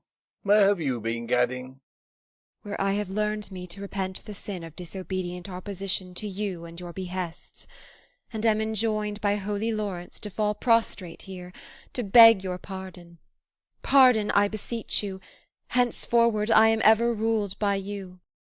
Send for the county. Go tell him of this. I'll have this knot knit up to-morrow morning. I met the youthful lord at Lawrence' cell, and gave him what becomed love I might, not stepping o'er the bounds of modesty. Why, I am glad on't. This is well. Stand up. This is as 't should be. Let me see the county. Ay, marry, go, I say, and fetch him hither. Now, 'fore God, this reverend holy friar, all our whole city is much bound to him. Nurse, will you go with me into my closet, to help me sort such needful ornaments as you think fit to furnish me to-morrow? No, not till Thursday. There is time enough. Go, nurse, go with her. We'll to church to-morrow. Exeunt Juliet and nurse. We shall be short in our provision. 'Tis now near night. Tush, I will stir about, and all things shall be well, I warrant thee, wife. Go thou to Juliet, help to deck up her. I'll not to bed to-night. Let me alone, I'll play the housewife for this once. What, ho, they are all forth. Well, I will walk myself to County Paris, to prepare him up. Against to-morrow my heart is wondrous light, since this same wayward girl is so reclaimed. Exeunt. Scene 3. Juliet's chamber. Enter Juliet and nurse. Ay, those attires are best. But, gentle nurse, I pray thee, leave me to myself to-night, for I have need of many orisons to move the heavens to smile upon my state, which well thou knowest is cross and full of sin. Enter mother. What? Are you busy, ho? Need you my help? No, madam. We have called such necessaries as are behoveful for our state to-morrow. So please you, let me now be left alone, and let the nurse this night sit up with you, for I am sure you have your hands full all in this so sudden business. Good night. Get thee to bed and rest, for thou hast need. Exeunt. Mother and nurse. Farewell. God knows when we shall meet again. I have a faint cold fear thrills through my veins that almost freezes up the heat of life. I'll call them back again to comfort me. Nurse! What should she do here? My dismal scene I needs must act alone. Come, vial. What if this mixture do not work at all? Shall I be married, then, to-morrow morning? No, no, this shall forbid it. Lie thou there. Lays down a dagger. What if it be a poison, which the friar subtly hath ministered to have me dead? lest in this marriage he should be dishonoured, because he married me before to Romeo. I fear it is. And yet methinks it should not, for he hath still been tried a holy man. I will not entertain so bad a thought. How if, when I am laid into the tomb, I wake before the time that Romeo come to redeem me? There's a fearful point. Shall I not then be stifled in the vault, to whose foul mouth no healthsome air breathes in, and there die strangled ere my Romeo comes? Or if I live, is it not very like the horrible conceit of death and night, together with the terror of the place, as in a vault, an ancient receptacle, where for this many 100 years the bones of all my buried ancestors are packed, where bloody Tybalt, yet but green in earth, lies festering in his shroud, where, as they say, at some hours in the night spirits resort? Alack, alack, is it not like that I, so early waking, what with loathsome smells and shrieks like mandrakes torn out of the earth, that living mortals hearing them run mad? Or if I wake, shall I not be distraught, environed with all these hideous fears, and madly play with my forefathers' joints, and pluck the mangled Tybalt from his shroud, and in this rage with some great kinsman's bone, as with a club, dash out my desperate brains? Oh, look! Methinks I see my cousin's ghost seeking out Romeo, that did spit his body upon a rapier's point. Stay, Tybalt, stay! Romeo, I come. This do I drink to thee. She drinks and falls upon her bed within the curtains. Scene 4. Capulet's house. Enter lady of the house and nurse. Hold, take these keys and fetch more spices, nurse. They call for dates and quinces in the pastry. Enter old Capulet. Come, stir, stir, stir. The second cock hath crowed, the curfew bell hath rung. 'Tis 3 o'clock. Look to the baked meats, good Angelica. Spare not for cost. Go, you cot queen, go. Get you to bed. Faith, you'll be sick to-morrow for this night's watching. No, not a whit. What? I have watched ere now all night for lesser cause, and ne'er been sick. Ay, you have been a mouse hunt in your time, but I will watch you from such watching now. Exeunt lady and nurse. A jealous hood, a jealous hood. Now, fellow. Enter 3 or 4 fellows with spits and logs and baskets. What's there? Things for the cook, sir, but I know not what. Make haste, make haste. Sirrah, fetch drier logs. Call Peter, he will show thee where they are. I have a head, sir, that will find out logs. I never trouble Peter for the matter. Mass and well said, a merry whoreson. Ha! Thou shalt be loggerhead. Good faith. 'Tis day. The county will be here with music straight, for so he said he would. I hear him near. Nurse, wife, what ho! What nurse, I say? Enter nurse. Go waken Juliet. Go and trim her up. I'll go and chat with Paris. Hi, make haste, make haste. The bridegroom, he is come already. Make haste, I say. Exeunt. Scene 5. Juliet's chamber. Enter nurse. Mistress? What mistress? Juliet?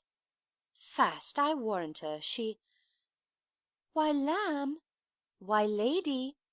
Fie, you slug-a-bed! Why, love, I say, madam, sweetheart! Why, bride! What, not a word? You take your pennyworths now, sleep for a week, for the next night, I warrant, the county Paris hath set up his rest, that you shall rest but little, God forgive me. Marry and amen! How sound is she asleep! I needs must wake her. Madam, madam, madam! Ay, let the county take you in your bed. He'll fright you up, i'faith, will it not be? Draws aside the curtains. What, dressed? And in your clothes? And down again? I must needs wake you. Lady, lady, lady! Alas! Alas! Help! Help! My lady's dead! Oh, well a day that ever I was born! Some aqua vitae! Ho, my lord, my lady! Enter mother. What noise is here? Oh, lamentable day! What is the matter? Look, look, oh heavy day! Oh me! Oh me, my child, my only life! Revive, look up, or I will die with thee! Help! Help, call help! Enter Father. For shame, bring Juliet forth, her lord is come. She's dead, deceased, she's dead, alack the day! Alack the day, she's dead, she's dead, she's dead! Ha! Let me see her. Out, alas! She's cold. Her blood is settled, and her joints are stiff. Life and these lips have long been separated. Death lies on her like an untimely frost upon the sweetest flower of all the field. Oh lamentable day! Oh woeful time! Death, that hath ta'en her hence to make me wail, ties up my tongue, and will not let me speak. Enter Friar Lawrence and the County Paris, with musicians. Come, is the bride ready to go to church? Ready to go, but never to return. O son, the night before thy wedding day hath death lain with thy bride. There she lies, flower as she was, deflowered by him. Death is my son-in-law, death is my heir, my daughter he hath wedded. I will die and leave him all. Life, living, all is death's. Have I thought long to see this morning's face? And doth it give me such a sight as this? Accursed, unhappy, wretched, hateful day! Most miserable hour that e'er time saw in lasting labour of his pilgrimage! But one poor and loving child, but one thing to rejoice and solace in, and cruel death hath catched it from my sight. Oh woe, oh woeful, woeful, woeful day! Most lamentable day, most woeful day that ever I did yet behold! O day, O day, O day, O hateful day! Never was seen so black a day as this! O woeful day, O woeful day! Beguiled, divorced, wronged, spited, slain! Most detestable death, by thee beguiled, by cruel thee quite overthrown! O love! O life! Not life, but love in death! Despised, distressed, hated, martyred, killed. Uncomfortable time, why com'st thou now to murder our solemnity? O child, my soul and not my child, dead art thou, dead. Alack, my child is dead, and with my child my joys are buried. Peace, ho, for shame! Confusion's cure lives not in these confusions.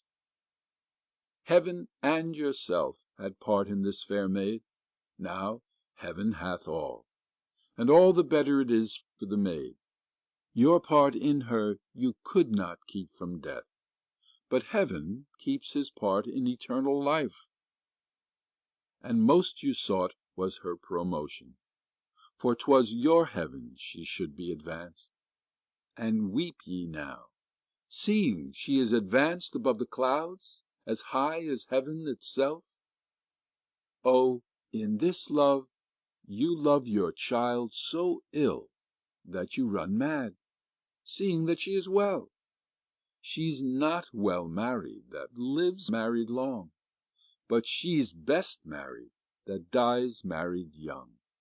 Dry up your tears, and stick your rosemary on this fair corse, and, as the custom is, in all her best array, bear her to church. For though fond nature bids us all lament, yet nature's tears are reason's merriment. All things that we ordained festival turn from their office to black funeral, our instruments to melancholy bells. our wedding cheer to a sad burial feast, our solemn hymns to sullen dirges change, our bridal flowers serve for a buried corse, and all things change them to the contrary. Sir, go you in, and madam, go with him, and go, Sir Paris. Every one prepare to follow his fair course into her grave. The heavens do lower upon you for some ill. Move them no more by crossing their high will. Exeunt man and musicians and nurse. Faith, we may put up our pipes and be gone. Honest good fellows, put up, for well you know this is a pitiful case. Ay, by my troth, the case may be amended. Enter Peter. Musicians, O musicians, heart's ease, heart's ease. Oh, and you will have me live, play heart's ease. Why heart's ease? O musicians, because my heart itself plays, my heart is full of woe. Oh, play me some merry dump to comfort me. Not a dump we, 'tis no time to play now. You will not then? No. I will then give it you soundly. What will you give us? No money on my face, but the gleek. I will give you the minstrel. Then will I give you the serving creature. Then will I lay the serving creature's dagger on your pate. I will carry no crotches. I'll ray you, I'll far you. Do you note me? And you ray us and far us, you note us. Pray you, put up your dagger, and put out your reed. Then have at you with my wit. I will dry beat you with an iron wit, and put up my iron dagger. Answer me like men. When griping grief the heart doth wound, and doleful dumps the mind oppress, then music with her silver sound. Why silver sound? Why music with her silver sound? What say you, Simon Catling? Marry, sir, because silver hath a sweet sound. Pretty. What say you, Hugh Rebeck? I say silver sound, because musicians sound for silver. Pretty too. What say you, James Soundpost? Faith, I know not what to say. Oh, I cry you mercy, you are the singer. I will say for you. It is music with her silver sound, because musicians have no gold for sounding. Then music with her silver sound, with speedy help, doth lend redress. What a pestilent knave is this same! Hang him, Jack. Come, we will in here. Tarry for the mourners, and stay dinner. Exeunt. Act 5. Scene 1. Mantua, a street. Enter Romeo. If I may trust the flattering eye of sleep, my dreams presage some joyful news at hand. My bosom's lord sits lightly in his throne, and all this day an unaccustomed spirit lifts me above the ground with cheerful thoughts. I dreamt my lady came and found me dead. Strange dream, that gives a dead man leave to think, and breathed such life with kisses in my lips, that I revived and was an emperor. Ah me! How sweet is love itself possessed, when but love's shadows are so rich in joy. Enter Romeo's man Balthazar, booted. News from Verona. How now, Balthazar? Dost thou not bring me letters from the friar? How doth my lady? Is my father well? How fares my Juliet? That I ask again, for nothing can be ill if she be well. Then she is well, and nothing can be ill. Her body sleeps in Capel's monument, and her immortal part with angels lives. I saw her laid low in her kindred's vault, and presently took post to tell it you. Oh, pardon me for bringing these ill news, since you did leave it for my office, sir. Is it even so? Then I defy you, stars. Thou know'st my lodging. Get me ink and paper, and hire post-horses. I will hence to-night. I do beseech you, sir, have patience. Your looks are pale and wild, and do import some misadventure. Tush, thou art deceived. Leave me, and do the thing I bid thee do. Hast thou no letters to me from the friar? No, my good lord. No matter. Get thee gone, and hire those horses. I'll be with thee straight. Exit Balthazar. Well, Juliet, I will lie with thee tonight. Let's see for means.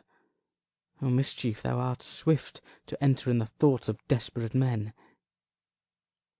I do remember an apothecary, and hereabouts he dwells, which late I noted in tattered weeds, with overwhelming brows, culling of simples. Meagre were his looks, sharp misery had worn him to the bones, and in his needy shop a tortoise hung, an alligator stuffed, and other skins of ill-shaped fishes, and about his shelves a beggarly account of empty boxes, green earthen pots, bladders and musty seeds, remnants of pack-thread, and old cakes of roses were thinly scattered to make up a show. Noting this penury, to myself I said, and if a man did need a poison now, whose sale is present death in Mantua, here lives a caitiff wretch would sell it him. Oh, this same thought did but forerun my need, and this same needy man must sell it me. As I remember, this should be the house. Being holiday, the beggar's shop is shut. What ho, apothecary! Enter apothecary. Who calls so loud? Come hither, man. I see that thou art poor. Hold, there is 40 ducats. Let me have a dram of poison, such soon speeding gear as will disperse itself through all the veins, that the life-weary taker may fall dead, and that the trunk may be discharged of breath as violently as hasty powder fired doth hurry from the fatal cannon's womb. Such mortal drugs I have, but Mantua's law is death to any he that utters them. Art thou so bare and full of wretchedness, and fear'st to die? Famine is in thy cheeks, need and oppression starveth in thine eyes, contempt and beggary hangs upon thy back. The world is not thy friend, nor the world's law. The world affords no law to make thee rich. Then be not poor, but break it, and take this. My poverty, but not my will, consents. I pay thy poverty, and not thy will. Put this in any liquid thing you will, and drink it off. And if you had the strength of 20 men, it would dispatch you straight. There is thy gold. Worse poison to men's souls, doing more murders in this loathsome world than these poor compounds that thou mayst not sell. I sell thee poison, thou hast sold me none. Farewell, buy food, and get thyself in flesh. Come, cordial and not poison.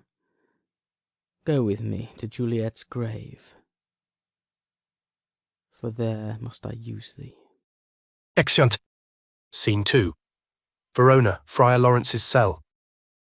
Enter Friar John to Friar Lawrence.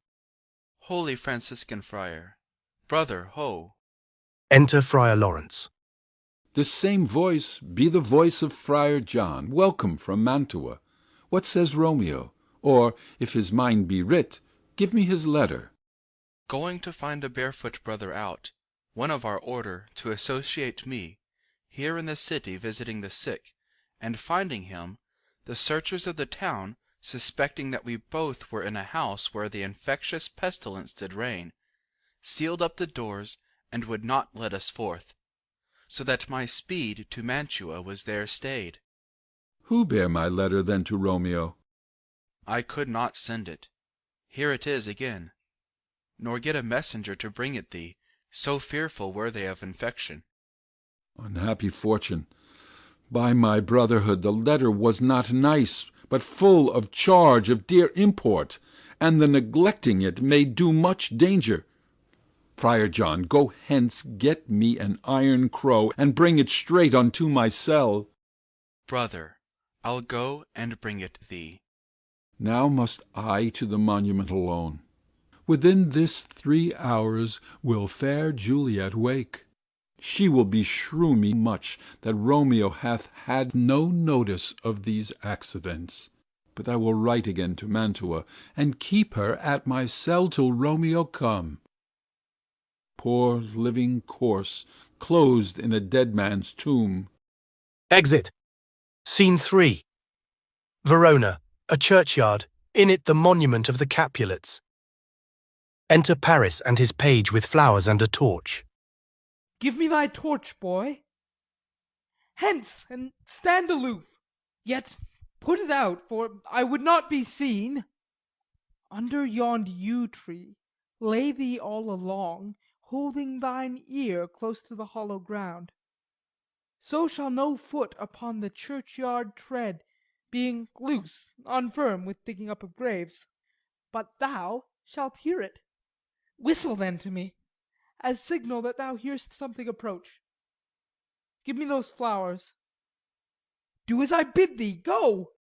I am almost afraid to stand alone here in the churchyard, yet I will adventure. Sweet flower, with flowers thy bridal bed I strew.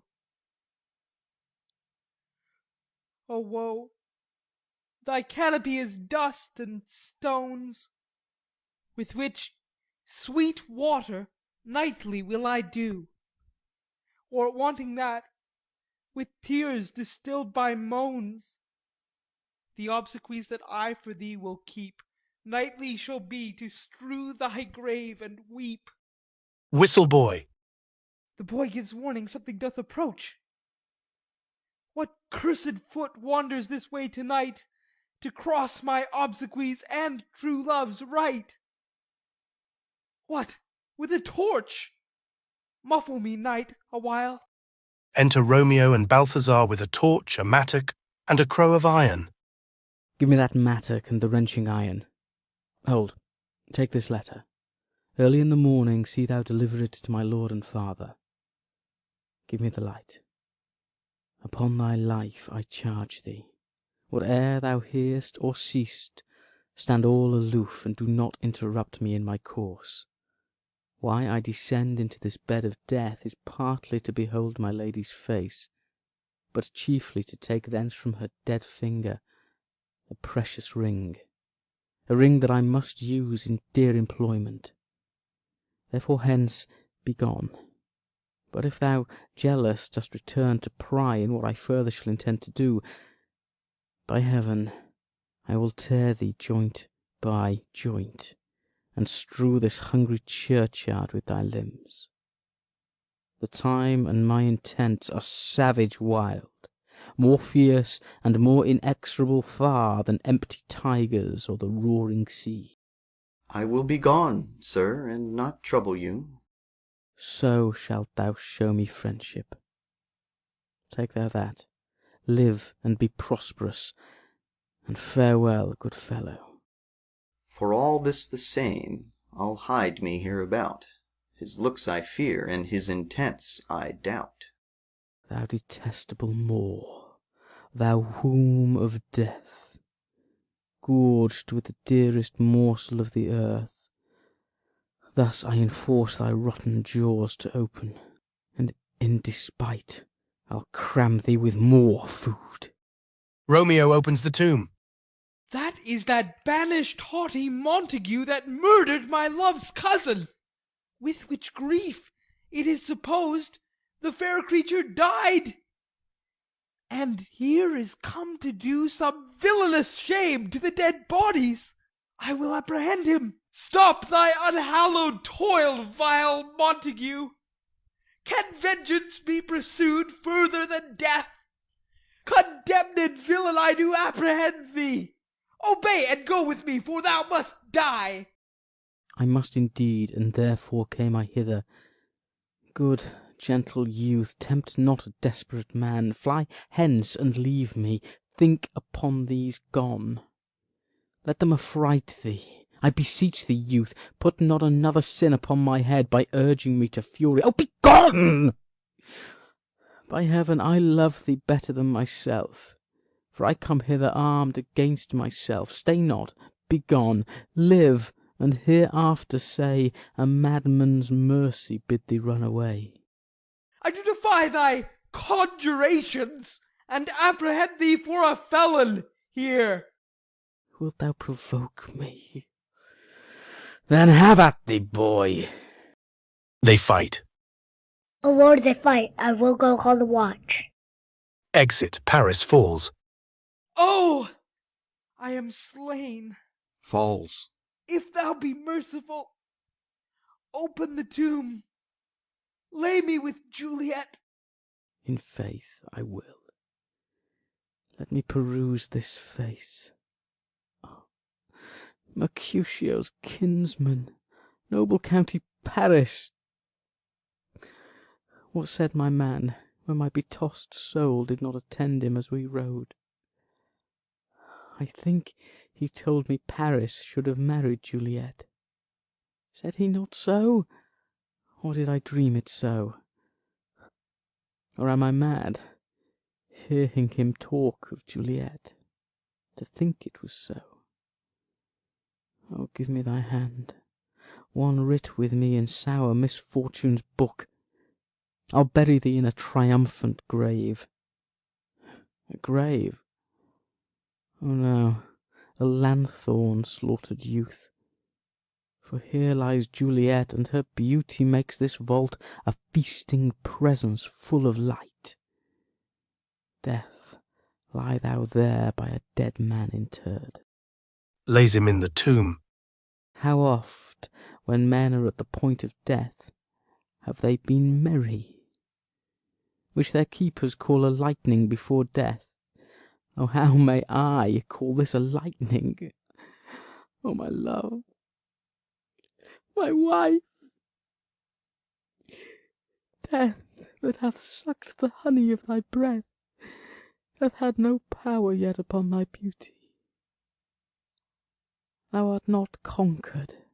Beauty's ensign yet is crimson in thy lips and in thy cheeks, and death's pale flag is not advanced there.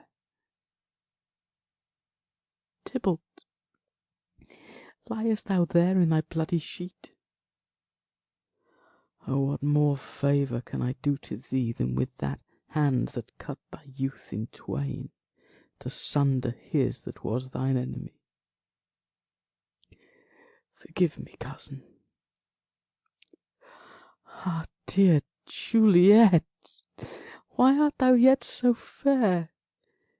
Shall I believe that unsubstantial death is amorous, and that the lean abhorred monster keeps thee here in dark to be his paramour? For fear of that, I still will stay with thee, and never from this palace of dim night depart again. Here will I remain with worms that are thy chambermaids. Oh, here will I set up my everlasting rest, and shake the yoke of inauspicious stars from this world-wearied flesh. Eyes, look your last. Arms, take your last embrace, and lips, O you the doors of breath, seal with a righteous kiss a dateless bargain to engrossing death. Come, bitter conduct, come, unsavoury guide, thou desperate pilot, now at once run on the dashing rocks thy sea-sick weary bark. Here's to my love! Oh, true apothecary, thy drugs are quick. Thus, with a kiss, I die. Enter Friar Lawrence with lantern, crow, and spade. St. Francis be my speed! How oft tonight have my old feet stumbled at graves! Who there? Here's one, a friend, and one that knows you well. Bliss be upon you. Tell me, good friend, what torch is yon that vainly lends its light to grubs and eyeless skulls? As I discern, it burneth in the capel's monument. It doth so, holy sir, and there's my master, one that you love. Who is it? Romeo. How long hath he been there? Full half an hour. Go with me to the vault. I dare not, sir. My master knows not but I am gone hence, and fearfully did menace me with death, if I did stay to look on his intents. Stay then, I'll go alone. Fear comes upon me. Oh, much I fear some ill unlucky thing. As I did sleep under this yew tree here, I dreamt my master and another fought, and that my master slew him. Romeo! Alack, alack! What blood is this which stains the stony entrance of this sepulchre? What mean these masterless and gory swords to lie discoloured by this palace of peace? Romeo, oh pale! Who else? What? Paris too? And steeped in blood? Ah, what an unkind hour is guilty of this lamentable chance! The lady stirs. Juliet rises. Oh, comfortable friar, where is my lord? I do remember well where I should be, and there I am. Where is my Romeo? I hear some noise. Lady, come from that nest of death, contagion, and unnatural sleep. A greater power than we can contradict hath thwarted our intents. Come, come away. Thy husband in thy bosom there lies dead, and Paris too. Come, I'll dispose of thee among a sisterhood of holy nuns. Stay not to question, for the watch is coming. Come, go, good Juliet. I dare no longer stay. Go, get thee hence, for I will not away. Exit Friar. What's here? A cup closed in my true love's hand. Poison, I see, hath been his timeless end. O churl, drunk all, and left no friendly drop to help me after. I will kiss thy lips. Haply some poison yet doth hang on them to make me die with a restorative. Thy lips are warm. Lead, boy. Which way? Yea, noise. Then I'll be brief. O happy dagger! Snatches Romeo's dagger. This is thy sheath. There rest, and let me die. Enter Paris's boy and watch. This is the place, there where the torch doth burn. The ground is bloody. Search about the churchyard. Go, some of you, where you find attach. Exeunt some of the watch. Pitiful sight. Here lies the county slain, and Juliet bleeding, warm and newly dead, who here hath lain these 2 days buried. Go, tell the prince, run to the Capulets, raise up the Montagues, some others search. We see the ground whereon these woes do lie, but the true ground of all these piteous woes we cannot without circumstance descry. Enter some of the watch with Romeo's man, Balthazar. Here's Romeo's man. We found him in the churchyard. Hold him in safety till the prince come hither. Enter Friar Lawrence and another watchman. Here is a friar that trembles, sighs, and weeps. We took this mattock and this spade from him, as he was coming from this churchyard side. A great suspicion. Stay the friar too. Enter the prince and attendants. What misadventure is so early up, that calls our person from our morning's rest? Enter Capulet and his wife with others. What should it be that they so shriek abroad? The people in the street cry Romeo, some Juliet, and some Paris, and all run with open outcry toward our monument. What fear is this which startles in our ears? Sovereign, here lies the county Paris slain, and Romeo dead, and Juliet dead before, warm and new killed. Search, seek, and know how this foul murder comes. Here is a friar, and slaughtered Romeo's man, with instruments upon them fit to open these dead men's tombs. Oh, heaven! Oh, wife! Look how our daughter bleeds. This dagger hath misstained, for lo, his house is empty on the back of Montague, and it missheathed in my daughter's bosom. O me, this sight of death is as a bell that warns my old age to a sepulchre. Enter Montague and others. Come, Montague, for thou art early up, to see thy son and heir more early down. Alas, my liege, my wife is dead to-night. Grief of my son's exile hath stopped her breath. What further woe conspires against mine age? Look, and thou shalt see. O thou untaught! What manners is in this, to press before thy father to a grave? Seal up the mouth of outrage for a while, till we can clear these ambiguities, and know their spring, their head, their true descent. And then will I be general of your woes, and lead you even to death. Meantime, forbear, and let mischance be slave to patience. Bring forth the parties of suspicion.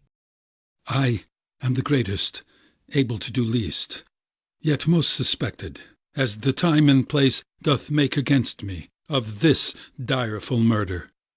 And here I stand, both to impeach and purge myself condemned, and myself excused. Then say at once what thou dost know in this. I will be brief, for my short date of breath is not so long as is a tedious tale. Romeo, there dead, was husband to that Juliet, and she there dead, that Romeo's faithful wife. I married them, and their stolen marriage day was Tybalt's doomsday, whose ultimate death banished the new-made bridegroom from this city, for whom, and not for Tybalt, Juliet pined. You, to remove that siege of grief from her, betrothed, and would have married her perforce to County Paris. Then she comes to me, and with wild looks bid me devise some means to rid her of this second marriage, or in my cell there would she kill herself. Then gave her I, so tutored by my art, a sleeping potion, which so took effect as I intended, for it wrought on her the form of death. Meantime I writ to Romeo that he should hither come as this dire night, to help to take her from her borrowed grave, being the time the potion's force should cease. But he who bore my letter, Friar John, was stayed by accident, and yesternight returned my letter back. Then all alone, at the prefixed hour of her waking, came I to take her from her kindred's vault, meaning to keep her closely at my cell, till I conveniently could send to Romeo. And when I came, some minute ere the time of her waking, here untimely lay the noble Paris, and true Romeo dead. She awakes, and I entreat her, come forth, and bear this work of heaven with patience. And then a noise did scare me from the tomb, and she too, desperate, would not go with me, but as it seems, did violence on herself. All this I know, and to the marriage her nurse is privy. And if aught in this miscarried by my fault, let my own life be sacrificed, some hour before his time, unto the rigour of severest law. We still have known thee for a holy man. Where's Romeo's man? What can he say in this? I brought my master news of Juliet's death. And then in post he came from Mantua to this same place, to this same monument. This letter he early bid me give his father, and threatened me with death, going in the vault. I departed not, and left him there. Give me the letter. I will look on it. Where is the county's page that raised the watch? Sirrah, what made your master in this place? He came with flowers to strew his lady's grave, and bid me stand aloof, and so I did.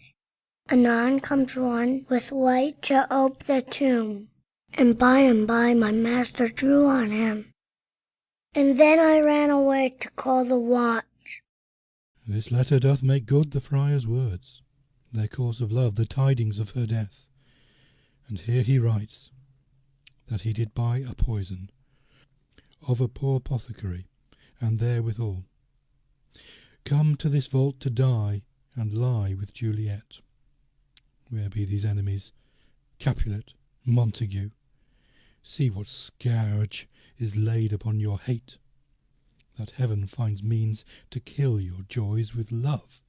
And I, for winking at your discords too, have lost a brace of kinsmen. All are punished. O brother Montague, give me thy hand. This is my daughter's jointure, for no more can I demand.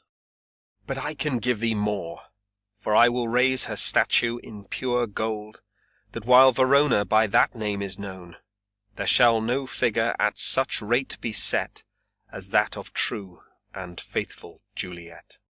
As rich shall Romeo's by his ladies lie, poor sacrifices of our enmity. A glooming peace this morning with it brings.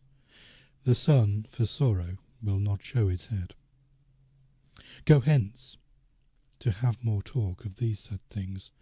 Some shall be pardoned and some punished, for never was a story of more woe than this of Juliet and her Romeo. Agiunt omnes. The end